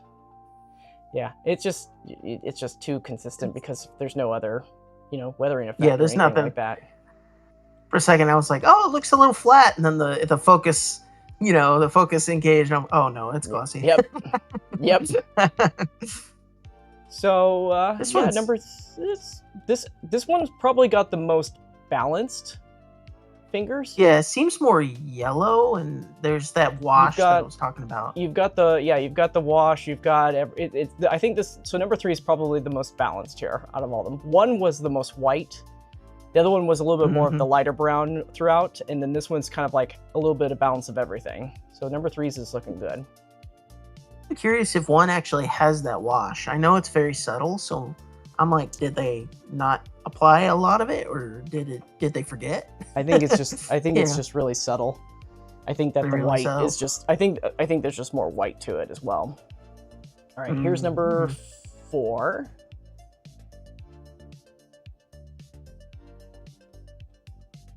Yeah, the chest is more of the same. Maybe a little dry brush. So 4 is kind of like 3. Yeah, they're darker. Yeah, it's a little bit darker. Yeah, so 4 and 3 are kind of similar. 2's got the most of the dark, and then 1's got the most white. So that's kind of neat to see, though, the differences of what you might be able to get. I think any of these on their own, anybody would be happy with them. Yeah, they're not bad looking. I think they're better than the other 2. Like, the other 2 are very messy. They're not... I don't think they're very... All right, let's look at dorsals now. We're going to look at the dorsal, and we're going to look at the fall off as well. That transition of the fall off. So let's kind of get these angled up in a way. Let's have them kind of stand up straight for this. So let me reduce this. Let's go to 1% on that. Okay. Stand up straight, soldier. Yeah, so fall off, it's not like it's a straight line. There is some feathering right there as it goes down. Well, it seems, because I bet the black was painted last compared to the clear orange. So, yeah. It is kind of like a rough stop of the red right here where the neck goes. Mm-hmm. Oh, maybe I just needed to reposition that. Hold on a second, guys. Okay, yes, I just had to reposition that. So, you can see it has fall off right there on the neck. So it's not abrupt like I thought it was. And it has a little bit more on that, a little bit of extra spray. Kind of unnecessary in that area right there, but they did it anyways. It really does kind of end just right there at the base of the neck. Well, and the second part that plugs into the head has a little bit more of a gloss orange sprayed. So it kind of stops and then glows again. And you're like, that was a little weird. Yeah, and if it does look like, I mean, it looks okay on this right here, on this side right here. One thing that I think we all can jump for joy on is that, on the original and the reissue, in the middle of the spines, there was just parts where it didn't look like it was painted, but that was done intentionally. And because they're all lit up, they got rid of it. Yeah, the lines. So that doesn't appear on this one at all. So. Yeah, I don't know why they did that. It was so random. So let's look a little bit further down right here on this side.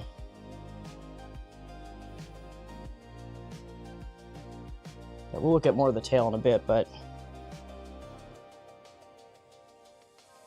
It's kind of interesting how it seems to fluctuate between like orange and more of a red. If you notice, the last set of 3 spines are slightly orangish on the tips. Oh yeah. But the other ones aren't quite. They're more white. So so we're bringing out number. So here's number 2. Yeah. All right. So here's number 2.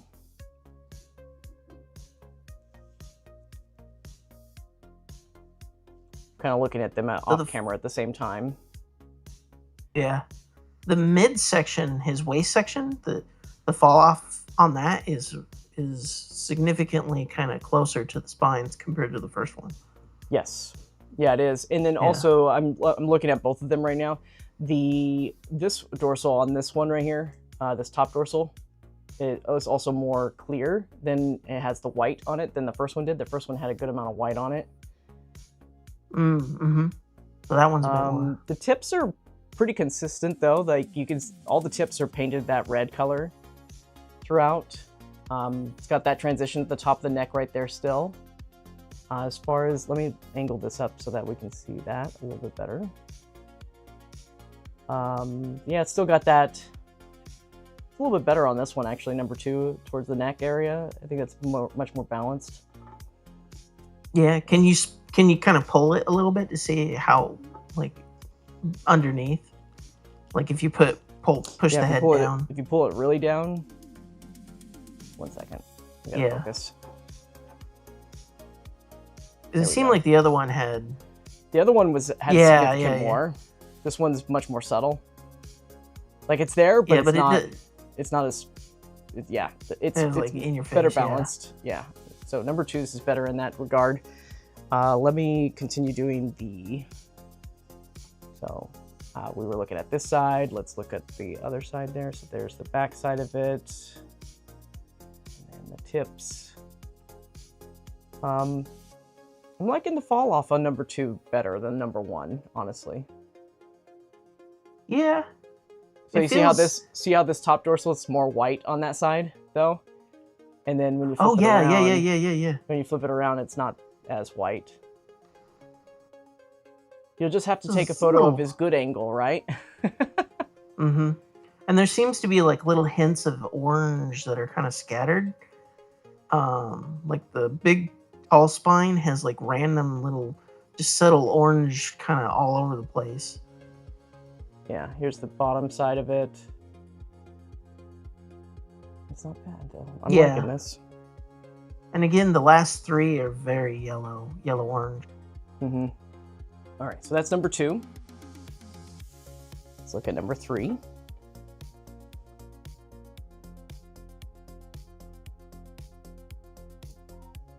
Okay, so number 3's.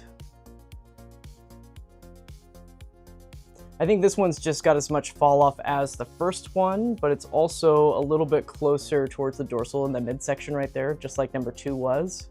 Mm-hmm. It seems like the dorsal for the midsection has There's definitely more fall off on the base of the tail right here compared to the other 2. Oh yeah, look at that. It just goes and then it's like, where'd it go? it just stops. Oh, you know why? It's because the tail's twisted. 1 second. Oh, okay. I was like, is it twisted? Tail's twisted. Yeah, tail's twisted. There. Now it's lined up. So there's that. Keep looking. Yeah, that's better. Yeah, it wasn't lined up 100%. That's the thing with this guy. So there's the top right there.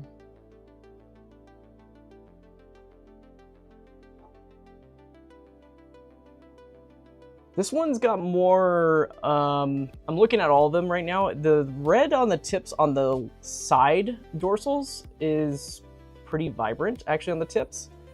But on this one, there's a lot more white on the dorsal. Like, it's still got the red on the tips, just not as much as the other 2 that we just looked at. Like, you can still see it right there from this angle. It looks good. But there's definitely a lot more white. Except for the very top one. Yeah, there's a lot more white. Yeah, there's a lot more white on number 3 right here. Yeah. Well, the other ones have like a little hint of that yellow orange that I was talking about. These ones don't seem to have that. Even the last 3 are whiter. Yeah. So. Red Ranger says hello. Hello, welcome to the show. We're just doing a variance comparison right now. Ooh. So let's look at. Okay, so here's number 4. Alright. This one seems kind of similar to number 3. At least the white on the dorsals. Yeah, you might have to twist it a little bit though. I think that the tail transition though is probably going to be the best already. I'm already looking at it ahead of.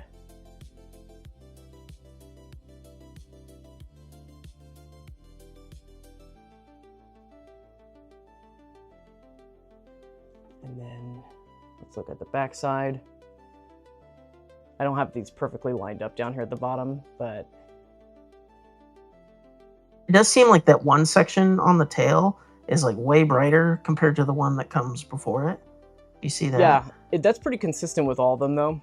Like this one section, is that what you're talking about? It's like there's like nothing on it basically on the sides. Yeah.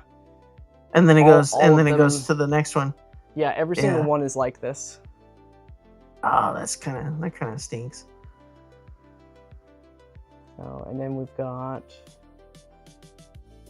just from the side. Then again, maybe the idea is that those spikes are bigger or something. I don't know. Yeah, 4 is kind of similar to 3.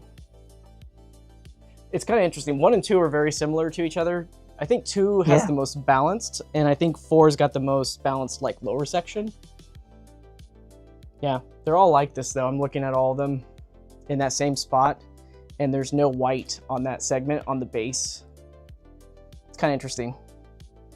So, okay, so that's all 4 of those. Let's look at all we've got left to do is look at the feet now and the tail.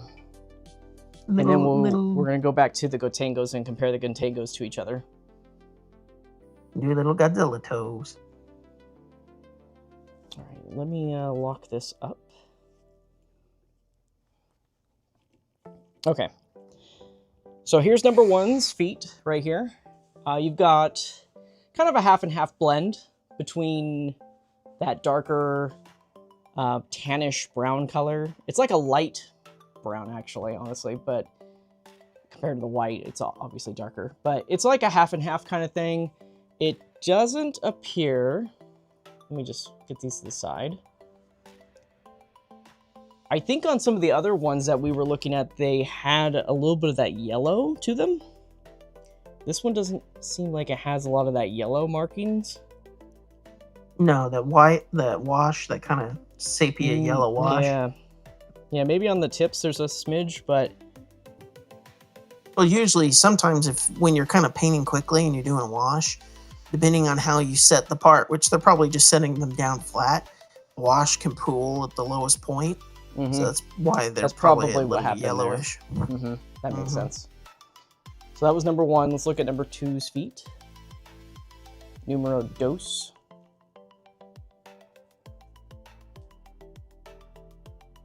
All right. So number 2. I think it's a little bit, I'd say it's similar to number 1.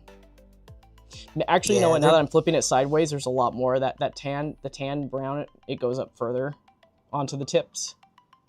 That kind of khaki, soft khaki. It's interesting because on the front, because you're looking at the tips towards the front, it looks more white, but when you flip it sideways, there's definitely a lot more brown shading. I kind of like that a lot better, honestly. Adds a little three-dimensionality. Not so much on the right foot. The right foot's actually more balanced where it's half and half. It's the left foot right here where it gets, you see that? How it's more. So this one's kind of a mixed bag on both sides. Let's look at number 3.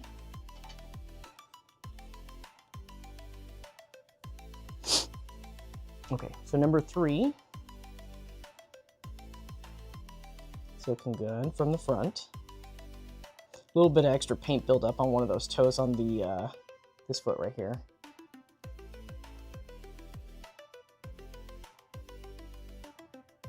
I'm wondering if the this is pretty brown.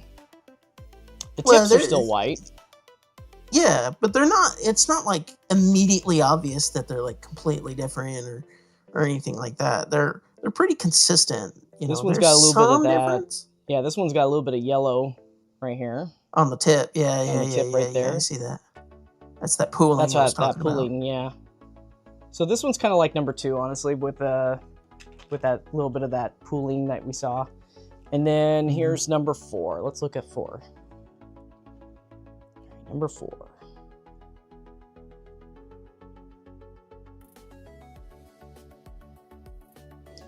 I think I like 4's blending the best. I'm kind of with you. I won't lie. That one looks pretty nice. Yeah, this one looks pretty nice, and even for both sides, it's about halfway. It's a nice halfway point. And there's a little bit of that yellowish kind of pooling that's kind of like, it's subtle. It's more subtle. kind of like it. I think it adds a little tone, tonality. Gives it a little color. Is that a word? Tonality? Yeah. Tonality. Did you see Mortal Kombat yet? I did. I went and watched it the other day. I liked it better than I enjoyed it more than the first one. See, the first one was okay, but I like Carl Urban, so I'm a little bit like, oh, man, I want to see him just be smug the whole time. All right, we are on the last part of our variance comparison, guys. We are on the tail now, okay? So let me just loosen that up there. So, and then we'll have this loosen up too. So there's our tail tip. So you're gonna see that on all of these guys, the blending where it's really white and on the base of the tail, it's not gonna be on this section. And that's for all 4 of them. And then it gets more white right here. But just this part right here just seems to kind of miss it a little bit. So, but let's look at the rest of it. It seems that like 1 and 2 have that one, the last set of 3 spikes have that one spot that's just like really yellow for some reason. And then here's but the rest of them seem pretty consistent. Here's your top view of that.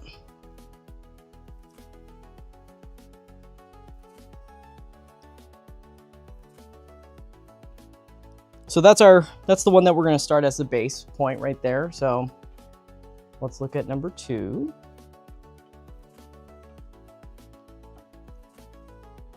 Let me just these tails, they got minds of their own, man. Okay, so here is number 2. It doesn't seem, that one section that doesn't seem to be as painted, it doesn't seem as bad for like 1 and 2. You could tell that it's different, but compared to, I think it was 3 or 4, that was like really different. So here's and this is number 2, by the way, and this is the front side of it. Yeah.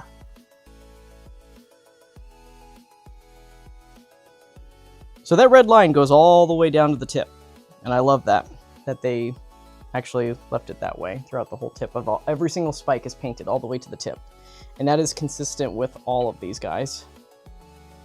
Yeah. Well, and it's clear plastic. It's not like Ultimate Burning, which was just paint. Right. Yeah. So here is number 3. Ooh, that one doesn't seem to be all that bad for that one section. I mean, that one might be the better looking one.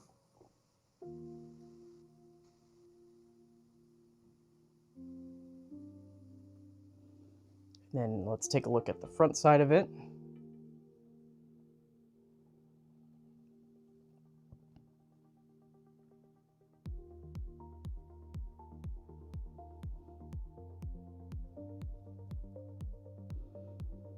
Yeah, there's no any other paint effects on the tail other than just like up here down the center, but there's no like dry brushing or weathering effects. From what I can tell, honestly, the only big differences in the tail is this section right here between all 4 of these figures. You're gonna get a little bit of a difference between these 2 segments right here. But once when it gets down to the rest of it, I mean, if there is any variance, it's so small, like I can barely even see it. I think this one's the worst because you can see how white that one piece is that kind of stands out. Yeah, it's also compared twisted to the other versions.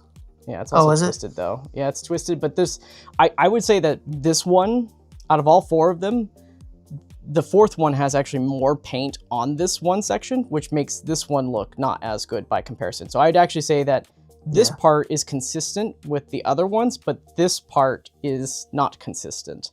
It's painted a lot more, so it makes it look a lot more jarring that way. So, but yeah, here's number 4. Yeah, because the other one's, like, I would think is pretty acceptable. You know, it is different, but not to the extent where it's like, whoa. But this one is a little whoa. And none of the orange, is like really messy. Like it doesn't seem like there's like clear orange just randomly in one spot in the black or anything. Yeah, it's pretty consistency. It's applied consistently throughout those sections for sure. Okay. So that is our variance comparison between all of them. I'd say, like, on variance, I'd give it a B. B plus, maybe, when it comes to variance and everything. So it's not super, super consistent, but it's consistent enough that if you owned any of these by themselves, I don't think you would complain too much. I think the biggest thing with the variants that is a success is the eyes. Like, the mouth, yeah, it's not that great, but you're not going to see it that much, but the eyes are, like, pretty spot on. Yeah. All right, so give me a second, guys, because I got to pop all these out. We're going to compare all the Gotengos together now. Boy, I might need to get some tweezers for this, some hobby tweezers for this, because this is quite with your gloves on and everything. Yeah. You gotta, it's like really on there, you know, so you gotta wiggle it back and forth. Just use your teeth, gnaw on it. Let me see here. Let's somebody gets a Gotengo, there's little bite marks. Yeah, right. What the hell happened? My cat got to it. What did I do with that? You know, I was looking for my hobby tweezers and I don't remember where I put them, so that is a problem. That's my problem. So that's where I've developed a system of everything has a place and it goes in that place. And if I see it not in that place, it immediately goes back to that place because I have lost things and I've just like I would do hobby stuff just playing on the couch sometimes, just fiddling with something or whatever. And then suddenly I'm like, where's my knife? And I'm like, uh-oh, where's my hobby knife? You know, I was like, that thing's sharp. It could stab clear through me. Right. That's what I'm actually looking for at this point is the hobby knife, because I'm like, what did I just do with that? Been a couple times where I've stood up trying to find it, and then suddenly the knife comes flying out and almost hits my foot. I'm like, oh. Yeah. This piece is definitely, it's really stuck in there. So I recommend if you can't get if you don't have long enough fingernails, get some hobby tweezers to get this piece off. Okay. Because I'm going to get all these guys on a stand here. So one Gotengo, and then we have two Gotengos. Didn't you make two models? Because there were multiple ships in the movie. Well, in the movie, there's two Gotengos. Yeah. There's the Gotengo in the flashback sequence, and then there's a Gotengo that's basically throughout the rest of the movie, but there's no other... I don't think there's any other models of the Gotengo, the new Gotengo. I think it's the same throughout the whole movie. Okay, because there are other ships in the movie when they're fighting the monsters, right? Yes. But they're not Gotengo. They're different ships. Or they're not the same style or model of ship. I guess that's what I'm kind of curious about. I was like, were there multiple Gotengo-like ships? It's been a while since I've seen the movie. Right.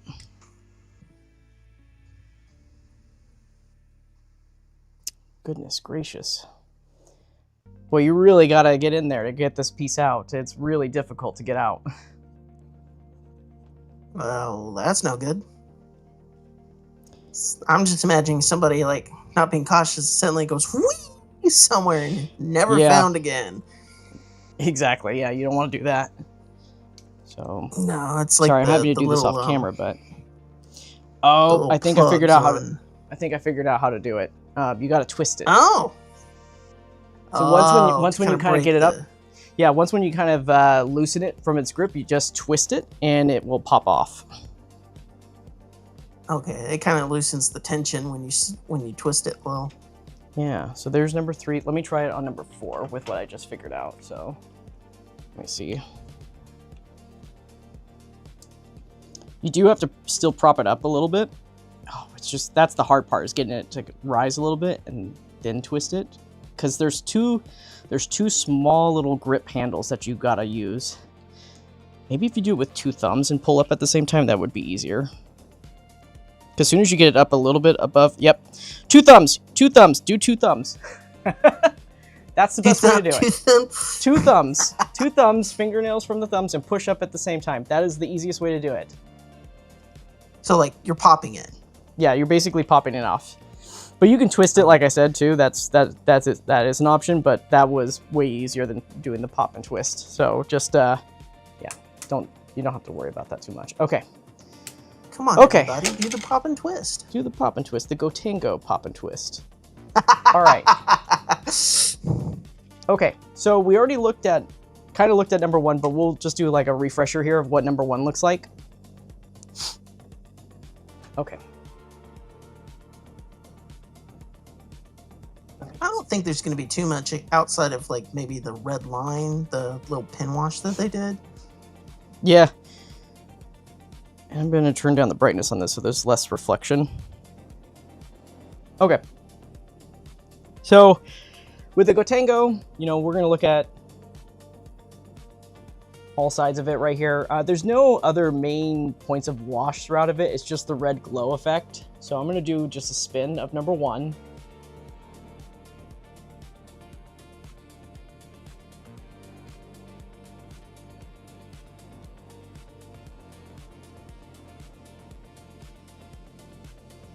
And then we'll zoom in as well. Yeah, I was going to say. Let me get closer then. Macro mode. Yeah, so there's your view of it on its side and everything. The red on number 1 is very subtle throughout the sides of it. Let me loosen up this so we can kind of go up and down a little bit. So there's the top part. Very subtle red. Detailing is pretty much, it's the same color throughout, you know, and the red underneath of it, there it is. On that side, and then here it is on this side from underneath. Well, and it looks like the pin wash on that one isn't going into the extraneous little lines on the side, like the other one that we were looking at earlier, I don't think. So there's that right there. And as far as the lights go on the bottom, you know, they're still painted silver on that side. They're painted silver on that side as well. My hand's in focus. Get out of focus. There we are. So that's that. Let's look at I think the biggest difference is going to be the red shading throughout the rest of it. So let's look at number 2. Yeah, because you could see the little flap that kind of extends. It's got a little bit of some red wash from the spray on the backside. I don't know. It's kind of hard to point out. Ooh, this one's got a little bit more red. This one's got a lot more red on it. Number 2's got a little bit more red, especially on the rear. There's a little bit more red fall off on it. Kind of near where those little pod door or the side cannons or whatever they are on the little things. They have a little bit more, I think, a slight reddish hue.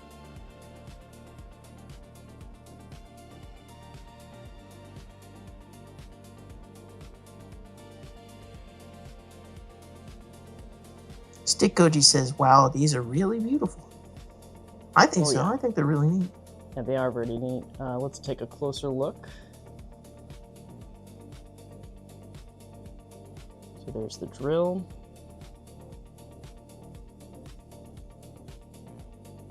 Yeah, the overall silhouette and shape is really, really nice. The red is definitely more apparent on this one. Mm-hmm. Especially on the rear side right there. So it's got some nice fall off. Let's look like at the other side. The drill is nice and sharp too. That's what I really appreciate, the drill. The drills, and when we look at the die-cast version of the Gotengo, it's very, like, it's very much a toy, you know? Yeah. It's funny. It's kind of interesting. Oh, go ahead. I was gonna say, it's funny because on the die-cast one, the drill is not die-cast. It's plastic. Oh, that's funny. Probably because the spikes, they'd be afraid somebody could hurt themselves with it, maybe? I don't know. Well, if you want your child to use your Gotengo as a knife and stab somebody, I don't want to be liable for that. Japan does have pretty serious weapon laws, so maybe might be some truth to that. So red is very vibrant on number 2, especially on the underside of it. Very vibrant looking. Let's look at the other side. Goji 4 is peak. Says Ultraman Rising versus Godzilla 2014. Who wins? Oh boy. Let's look at the other side here. There's a lot more red fall off on the edge panels right there. You can see that. It's really red. Oh yeah. Wow. Yeah, that is a lot. Yeah, it's definitely a lot more, so. All right. Well, so number 2 kind of seems like. Oh, go ahead. I was gonna say number 2 definitely has a lot more red fall off on it compared to number 1. So here's number 3. It also seemed like the pin wash for the red line, the bright red line, was kind of. It was stronger, obviously, but starting to go into the other little panel lines.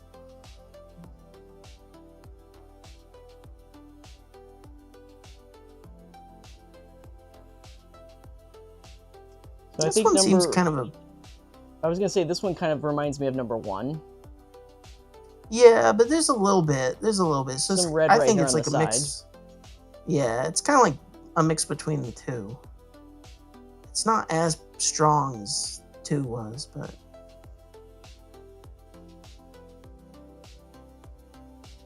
Let's look at the close-up of it. Enhance.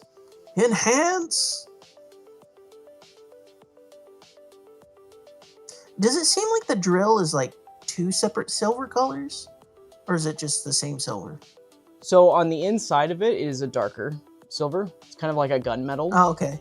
On the drill. Yeah, it kind of has like a and like then it's blue. Well, I don't know about blue, but it's definitely darker, and it's definitely more silver on the outside. I don't see any blue though. Well, it had like a slightly bluish hue to me, is all, but it is darker, yeah, compared to like the flutes, which are brighter. So we got some red fall off. That's definitely visible on this one, especially when you're closer. This one, yeah, I think you're right. This one's like a mix between 1 and 2.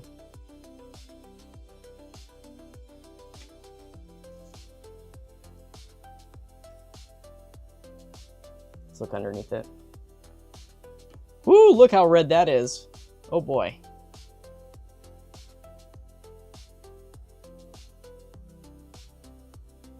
Oh dear. It got a real good shot, didn't it? Definitely way more red on that side. Let's look at the other side.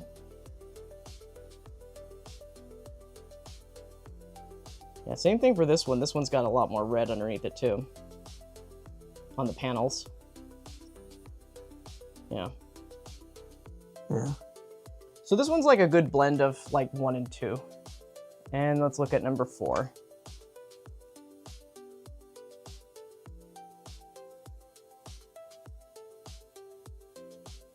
Actually, we'll get further away. Let me bring this. There we go. All right. So here's number 4. It's kind of more of the same, which is good.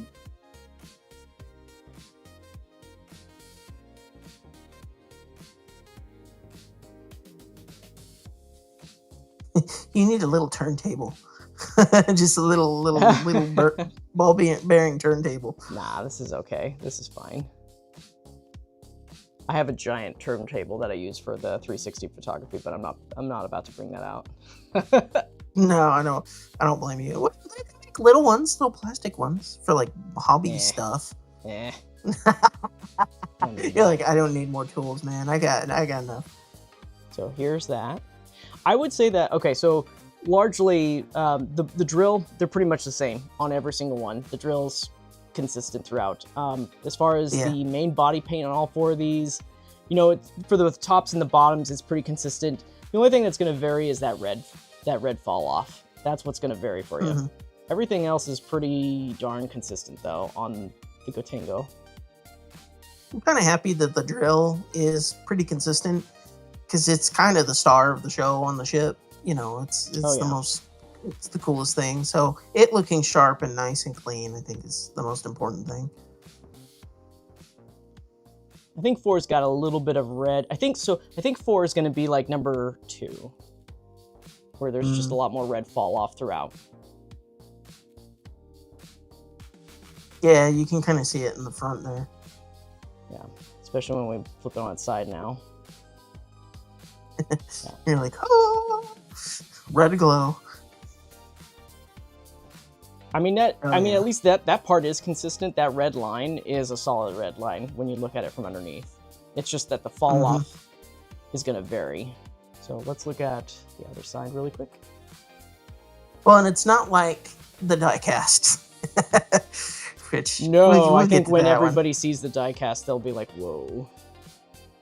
because I know a lot of people they're like, well, the die cast was this, that, and you're like, Yeah, you have might to be see the die cast. misremembering.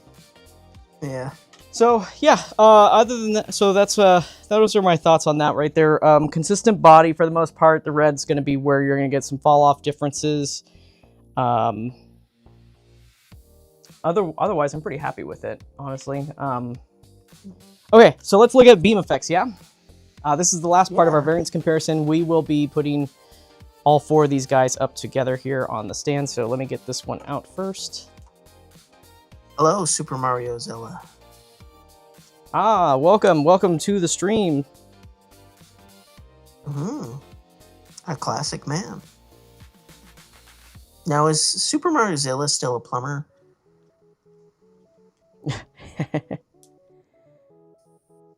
All right. Wow, boy, these beams are really malleable. Jeez. I kind of like that though. I know that like over time they might sag, but that's kind of easy to fix. You know, a little hair dryer. Yeah. Whoop. Like you said, maybe you can you could use the rubberiness to your advantage. Something like that. Okay, and then yeah, so yeah, for some dynamic little poses right there for sure, you can do that. All right, let me get we're almost getting these hooked up right sometimes in some of the movies, some of these beams curve, but I know some people they might not like that. Like Destroyer's beam, it curves a little, and that's accurate to the movie. But yeah, that one's some people molded. might not like that. Yeah, that one they molded on purpose to have it curved. Well, like a lot of like Showa Godzilla beams tend to curve a lot from the animation, you know. Oh yeah, because they have to make it match, so they curved it. Okay. Super Mario Zilla says, well, if we're going by Mario lore, I'm not a plumber anymore. And if we're mixing in Godzilla lore, I probably messed up more than fixed. Oops. Yep. You destroyed your plumbing, guys. All right, there's number 3. CJXG2NM, he says, noted, none of my figures have beams. Thought they were hard plastic. Most beams are hard plastic, actually. Yeah, they're hardish plastic. I mean, it's still translucent ABS at the end of the day, but you know, I think there's like when they do these things, there's a ratio of how flexible they can make it. You know, the recipe, as it were. Because I think like MonsterArts, the ABS they use is definitely softer at times compared to like old Kenner toys or even oh, for sure. Super 7. Super 7, like the ABS they use is very hard. And they only use it for like the bodies of like Ultimates and stuff like that. Or not Ultimates, for reactions. Sorry. Okay. We've got all 4 beams up now. So let me just move these guys out of the way. Okay. So I'm just going to have them all displayed all at once, and then we'll go through one at a time.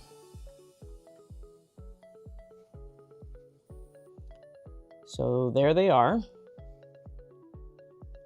Each of them have their own unique little effects. It's like candy. Actually, they look like those like rock candy popsicles you can get like in stores. Oh yeah. Okay. So let's look at the first one. And we'll look at the base, we'll look at the top as well. So starting with the base, it's a very clear plastic, very clear coating of paint on that.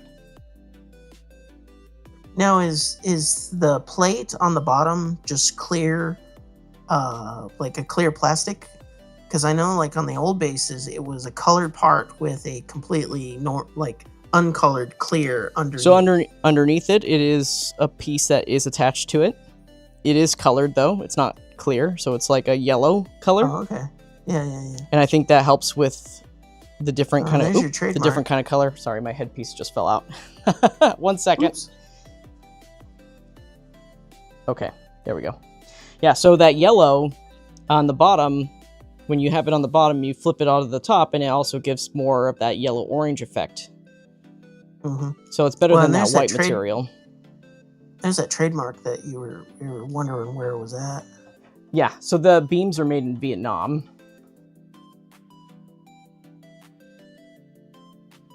Okay, so here we go. Here is the flare tip and everything. Very clear on the bottom. It's got that kind of flowery, kind of fiery effect towards the edge. Very orange on number 1. The spiral parts, they don't have any actual highlighting in them, but because they are thinner plastic, they appear at times to have a highlight effect, but that's just the clear looking through clear. Because as you can see, when I rotate it, you can see that kind of goes away and it all just kind of bounces out. Yeah, they look brighter, but I think it's like you said, the way that they're bending light is just causing them to stand out, which is cool. That's kind of cool. It's kind of got that natural effect right there. So depending on how you light the scene, there could be some really cool effects that you get with this.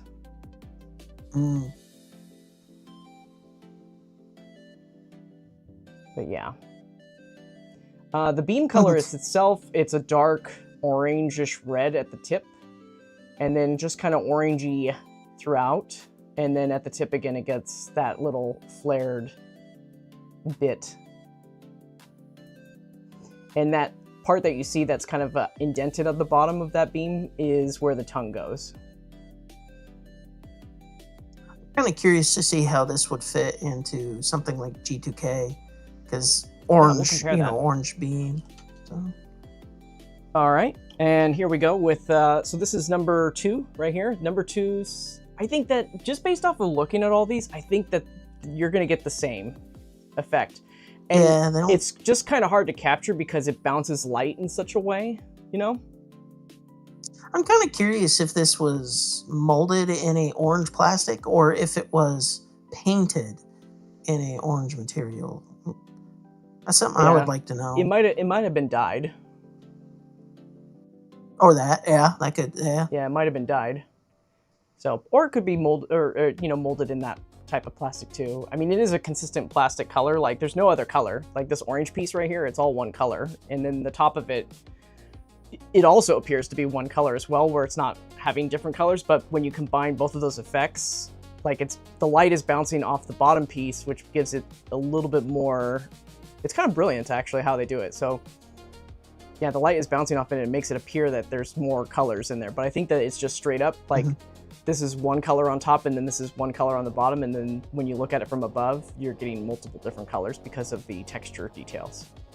So it's kind of brilliant. I know, it plays into light, the prism effect, where it kind of shifts colors a little. Yeah. So, little red, a little yellow, yeah. Yeah, so looking at this one, not much different, honestly. It's pretty much the same as the first. This one seems a little, the flare tip seems a little less red to me, but that might just be me assuming. Well, it bounces light differently depending on where you're at too. So you can see like it seems full, but then when you rotate it, now it's clear. So it's got that effect to it.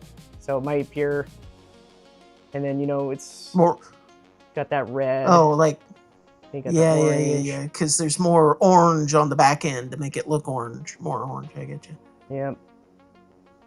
And then you got your tip right there.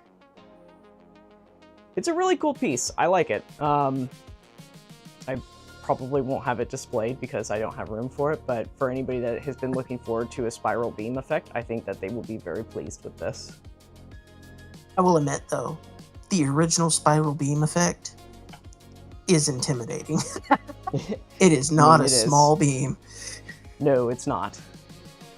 All right. So So here's number 3. So that's the So kind of. this. Yeah. And then we got This the one's bottom. the base seems like a little more red, like it's a reddish orange. I mean, honestly, I just think it's just the light bounce. Because yeah, it's hard. This is extremely difficult for me to see the differences on this. Like, the edges look. Is that what you're talking about? The edges look more red to you?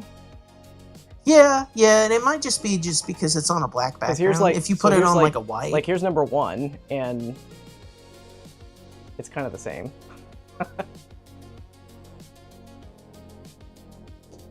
So, but back to this one right here.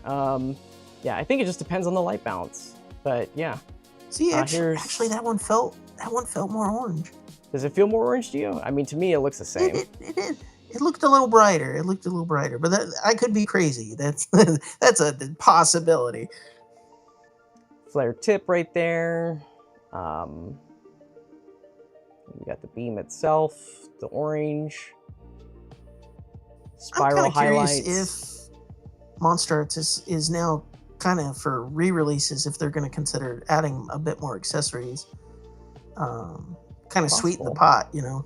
It's possible because they've been consistent with that. Like Destroya had one, Mechagodzilla 21 had them, you know, and they're all pretty good.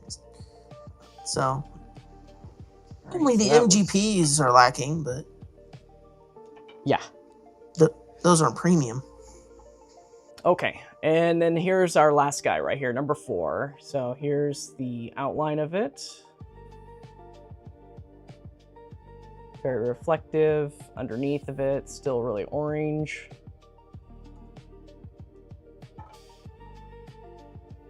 And then we've got the flare tip. This one actually, I think this one's got a little bit more orange in the center compared to the other ones. So I think the orange is actually a little bit further down this time around. Because I can see it a little bit more in this one. Yeah, because it seems like it is a bit more orange compared to the number 2, which I was... The flares also look a little bit more clear. Well, but if we rotate it, they're not going to look as clear. Like, it'll just rotate. It's just the light bounce. Well, this one actually seems a little more clear. These are all like minor, tiny differences. They're like in hand. You probably aren't really, unless you're just like under a microscope staring at it.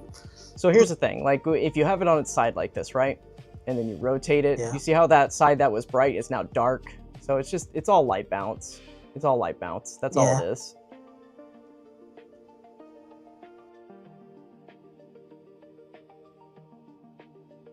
So, but yeah, I'm going to say that the beams are fairly consistent between all of them. There's like subtle differences at the flare tips, but other than that, it's all light bounce.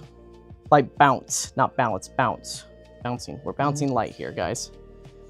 And I think like Mechagodzilla's like breath effect had more variance than this one. And even then it was not a lot. Yeah, it did. It did. Yeah, that one did have a lot more variance in it. So, and as far as the tips go with the orange and everything, like, you know, I'm going to put them all back in the frame again so that we can just see them all together.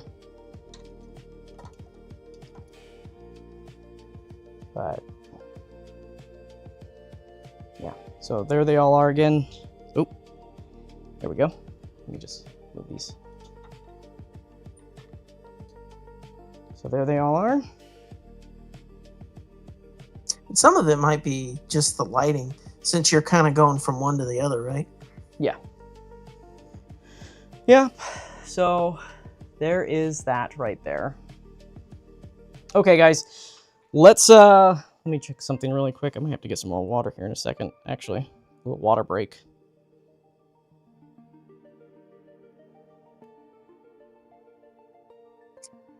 IG Nexus 26. It does look like a good burning Godzilla 95 or 2019 beam.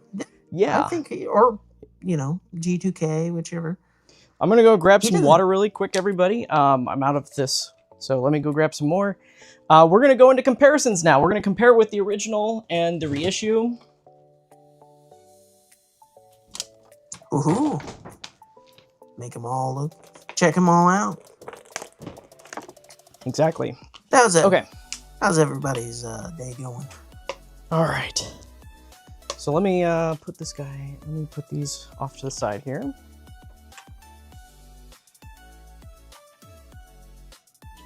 This is definitely not a Shin comparison. I really do hope they put the 2019 mold to bed, though. Yeah, we'll see. You know, as long as Godzilla is changing in the new one, then we won't see that old one anymore.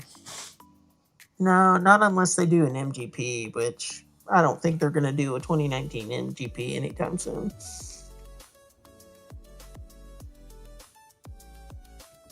Oh, you know what? I think I put that one away because I was just like, I don't want this one out here anymore. I did. I totally did. All right. Give me 1 second, guys. I gotta grab. Let's do the reissue first. How's that sound? We're gonna compare this to the reissue first, and then we'll compare it to the first one. Is the reissue still on the market, right? Yes, you can still buy the reissue. At this time, it's still on Amazon and other places, so it's still available in the US. Actually, I'd say that it's probably largely not available at many other places, but Amazon still has a plethora of them, so... Yeah, they always seem to be one of the last few people to sell out, unless it's a super popular fig. Yeah. Then they're one of the first to sell out. Quite true. Quite true. Okay, so here is our comparison with the reissue here. As soon as I get it out of its container here.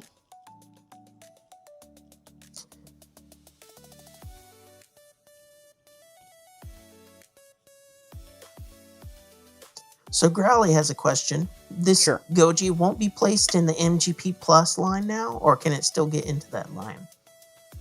Yeah, it can still every. So just because it's released or re-released in the main line doesn't mean it doesn't. That doesn't mean it's going to get canceled for Movie Graphic Plus. So yeah, it's not going to get canceled if that's what you're worried about. That's not going to happen. So it's still an eligible contender for Movie Graphic Plus. Every single released Godzilla is a contender. Like if they want to do Burning Godzilla right now, they could do that. Didn't you... Would Kiryu be possible? Because I know that it's like... It is not eligible. It is not eligible because it is not. The line is to represent a Godzilla from every era, not Mecha Godzilla, not Godzilla Jr. Only Godzilla itself. No Space Godzilla, no Mecha Godzillas. Okay. And they're already doing 2002, so that fills that role. Well, okay. When I say era, I'm just talking about like movie poster, not like one. Not one per era, like, you know. Yeah. So yeah. I know. You got 2001 still. You got, you know, in 2002, if they want, they can do Final Wars still. So it just depends if they find it marketable. So, but let me try to pose these guys similarly, really quick.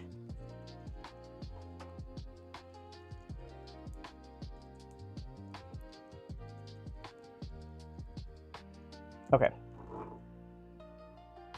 All right, guys. So here is a comparison between these guys right here. This is the reissue. All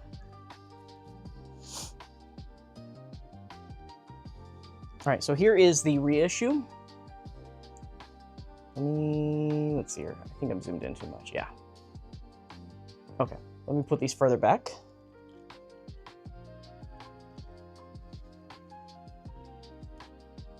I think I like the reissue's skin paint a lot more. I won't lie. I like that flat tone, you know, the kind of shading that they did. Yeah, so...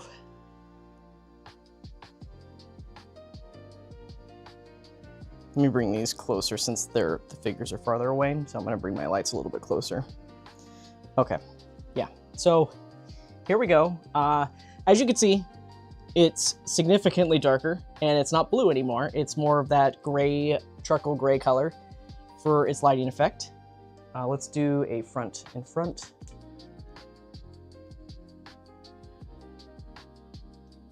Although I'll admit, there's a little secret about the reissue Final Wars skin color. It's actually green. It's not blue. It looks blue, Yeah, but it's actually green. When I have tried, like, I've spent a lot of hours mixing colors to try and match it. It's a weird color.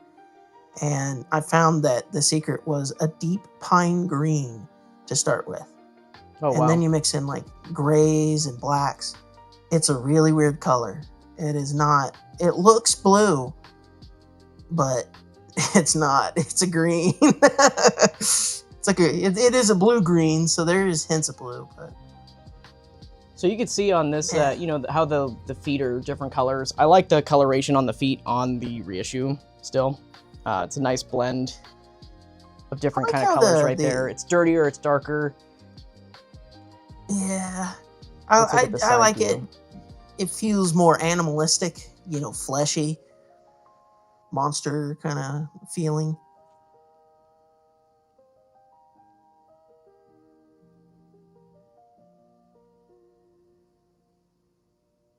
There's those lines you pointed out earlier, those random like lines on the spine. Oh yeah. That one spine got all rotated. Yeah. The other thing to note about the original too is that the original's spines at the tips, and this is also for the reissue as well, they just kind of stopped with the big white bright paint application and just kind of got a lot darker. And it's like that in the promo like too. We looked at it, and it's like that in the promo as well. So I don't know, it's just an odd choice. Maybe it's like that on the suit, not really sure. But at least with the newest one, it's consistently red all the way through. It's just not white throughout the rest of it, but that's okay because it still kind of has that glow effect. I think that's important. Let me bring these a little bit closer. We'll take a closer look in the front.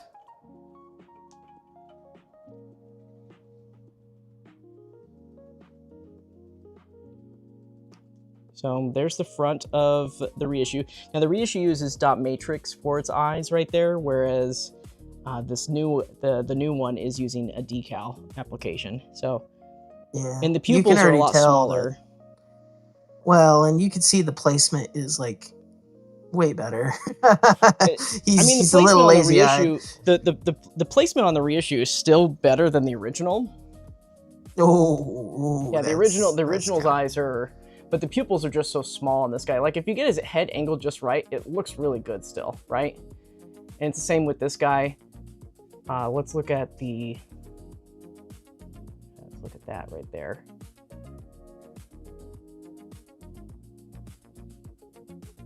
Looking at the claws really quick. One thing I know when I was messing with these guys with the reissue is I never had any hands falling off issues with it. Look, the hand's already off. I knocked it off again. You slapped it again. Yeah. This is number 1, so it's the same one that was having issues before. So number 1's hands are just loose, but never had issues with the reissue with its hands falling off. Even with all the other variance ones that I had there, never had any issues. I do like the hand paint on the reissue though better. Yeah, I do like it better still. It's just darker. I like the darker tones. I think it works fine for this. I think it works fine for this guy, but you see how the shading is just more natural into the hand, and this one just kind of just stops. The shading on the nail is fine. It's just that it just kind of stops the transition right there. And this one's got more of a natural blend into the hand. So I do like that about the reissue more. Let's keep going. So these are the feet here. So you can see that the feet are definitely the darker color on the reissue right there, and not so dark. It's meant to be different. It's not meant to be the same. That's the thing, right? So what do you like better? It's up to you. I'm kind of wondering if the feet on this one are what the other ones looked like before they slathered on that wash, that oily kind of brown wash. Maybe. It's quite possible because you can still see the bright highlights underneath all that darker wash on the reissue. So, and the other one might be just like they thinned it with something, so it's not as strong of a wash. Because this seems similar, but they're not exactly the same. And let's look at the tail now.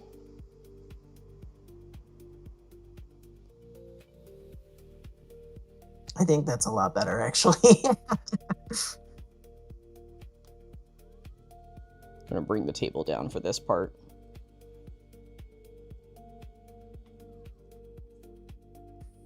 Let's see. Some people were asking if Blue Final Wars could be part of the MGP, like a blue spine version. I'm not sure. You know, here's the thing. I think the big thing that some people get confused with Movie Graphic Plus is that they think that it's going to match the poster, but it is scene specific stuff that they're going for. So they could make it like really blue, you know, like a really blue Godzilla if they did it that way. Like the Antarctica scene, they could go really blue with that. Well, I think what they mean is a blue spine, where it's like instead of the orange heat ray. Oh, the atomic charge. Yeah, they could do that. Yeah, they definitely could do that for Movie Graphic Plus, blue heat ray, but it won't come with the heat ray. That's the thing. So you don't want it to be in. If you want a blue heat ray, you don't want it to be in Movie Graphic Plus. No. So, but yeah, there's the tail right there. The monkey's paw. Yeah, exactly. So that's the reissue compared to this guy right here. And in my honest opinion, like I'm not that really big into the whole heat ray stuff, you know? It's not my go-to when it comes to like, this is what I like to display mostly. So, but I think it's okay for what it is. Definitely prefer the reissue over it still at the end of the day. But I will say the heat rays joints, especially in the head, like this is fantastic, guys. Like you can't do this, like not even with the reissue. The reissue is like better, but like you see how I can do that just nice and easy and everything. Nothing's falling off and whatnot. And the reissue, yeah, it still has that problem.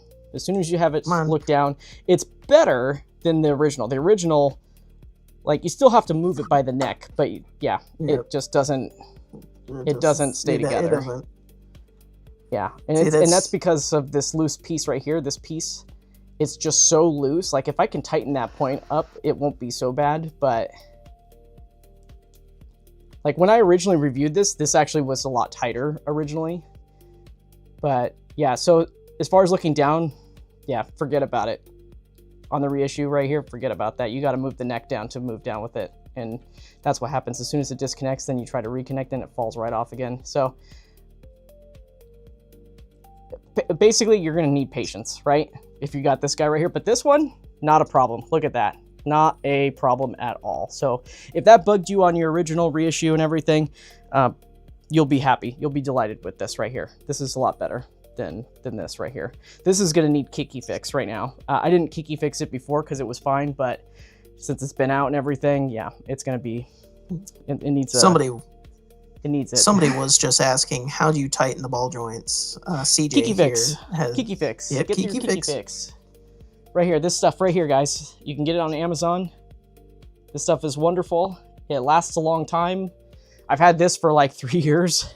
This one bottle. So, yeah. For hundreds of figures? Yeah, exactly. I'll be right back, everybody. I have to go get...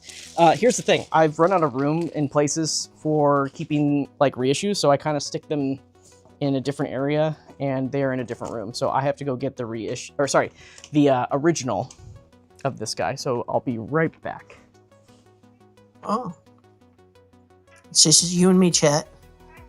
We're by ourselves. I guess we're going to have to figure something out. Parents are away. Now we can play. Let's see here.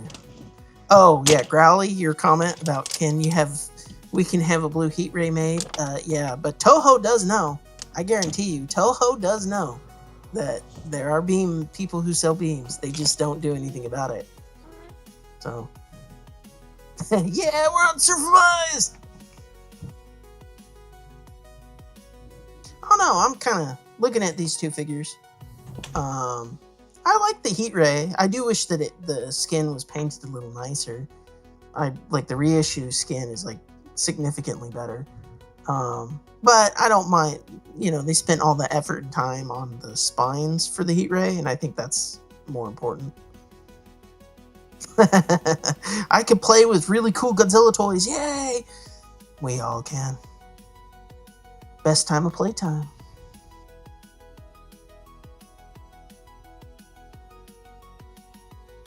Okay. All right, guys. So here's what's going to happen, everybody. I've got some things going on in real life right now. So we're going to just wrap this up very quickly with this. Unfortunately, we're not going to do a Q&A chat today and other size comparisons, but I promise you that that will happen when I do the, how do you say this? I do versions of these. I haven't done them in a bit, but I will be doing it where it's like an abridged version. So I will include those comparisons in the abridged version. So unfortunately, we're not going to get to that in that, but I will compare the original really quick. And then I got to get going. So here we go with, oh, I took the wrong one away. So let's look at this really quick. So here is the original with, there we go. Now that seems a little more even of a battle. Yeah, so these are a little bit more cohesive with each other. So the first one, for everybody's references, the first one's color was a mistake. It was never supposed to look like this. It was always supposed to look like the reissue. And they just kind of left it the way it was because nobody actually really complained and raised up their arms and said, ah, it's not blue anymore. If anything, most people kind of praised this one because it was the charcoal gray coloration, right? So, but it was never intended to be that color. So that was the big difference right there between the reissue and the original. Now, when you put the original with this one and compare it, they actually are a little bit more cohesive together. But here's the thing. At the end of the day, you're probably not going to be doing your photography with both of these guys in the same shot. So it's up to you to take your pick, right? Do you want the original in your shot and then go into this one? Or do you want the reissue and then go into this one? It is a little bit more jarring because of that blue-green paint job that we have there, but you can always fix that in post too. So, but anyways, let's take a quick look at these guys. And so here's the sides.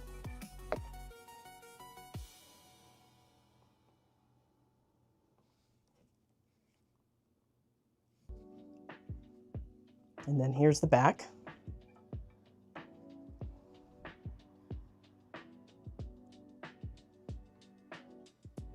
And then I'll put these guys closer for you all to see.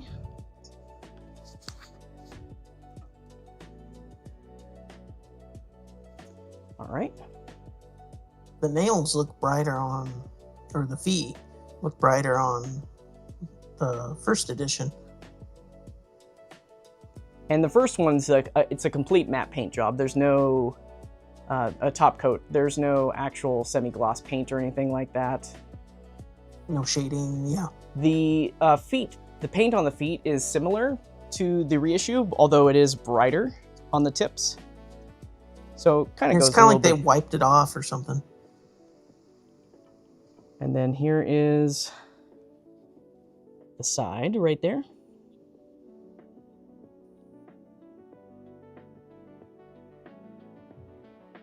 Somebody is asking if the original articulation is the heat ray better than the original figure for the articulation. Absolutely. I think that, oh yeah, for sure. The original is widely reported of not holding itself well together. And iKiki fixed this one. So this one, you know, the head moves better on this one. Before it was just as bad as the other reissue that I just had out there where the head fell off when you had it look down. But you can really get this one to move just so smoothly. And you feel the difference too when you're doing this. It's a huge difference.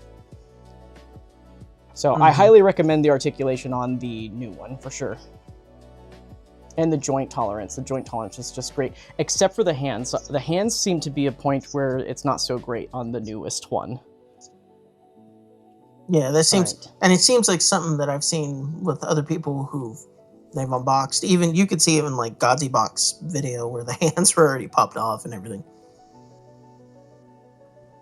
All right, and then here is comparison between those legs right there, or sorry, not the legs, the tail. So yeah, if you want two Final Wars Godzillas that really match aesthetically on your shelf, you know, the original and the new one go together quite well paint wise. But if you want the better colored version, the one that's supposed to be colored, the reissue's the way to go still, because it's got that greenish blue color. So let me get all three of them on. Let me get all three of them up here. I think the only issue is getting the original one or finding it and not getting the reissue is probably tricky. Well, there's easy ways to identify that on the box art itself. The big one is that there's no Godzilla Final Wars logo on the original box, only in the reissue. Okay. That's the easy tell. So, but there they all are, guys. That's all three of them right there in the same shot. Look at them. It's a Final Wars family. Yeah. So there they all are, though, all together. I'm going to flip them off to the side right there. This one's hand just came off because I just knocked that off by accident. This is the original, by the way, that just did that. You just like slapping his hands off, don't you? Apparently. So, but yeah, there they all are, guys. Okay. Unfortunately, we will not be able to continue this stream from here on out, so let me just stick these guys. I'm going to stick a Gotengo up there. Sorry, everybody that was looking forward to size comparisons and the fan chat that we usually do. We won't be able to do that tonight. I do have some things that I have comparisons. Yeah, I do have some things that I got to take care of right now, unfortunately. So real life stuff. There you go. So, but yeah, that is it, everybody. Thank you so much, everyone, for joining the stream. Thank you, RoboLizard, for co-hosting and everything. Well, thank you for having me. Yeah, it's been a blast and everything. I wish that we could continue, but, you know, duty calls and everything. So trying to get these in a better spot. That beam is blocking it, and unfortunately the stand doesn't go higher, so I'm just gonna do that. It doesn't? Well, it can, but, you know, like that high, I guess. Kind of looks weird, right? Yeah, a little bit. But anyways. Fire it off! Yeah, that's what it is. All right. Well, thank you again, RoboLizard, so much for joining and everything.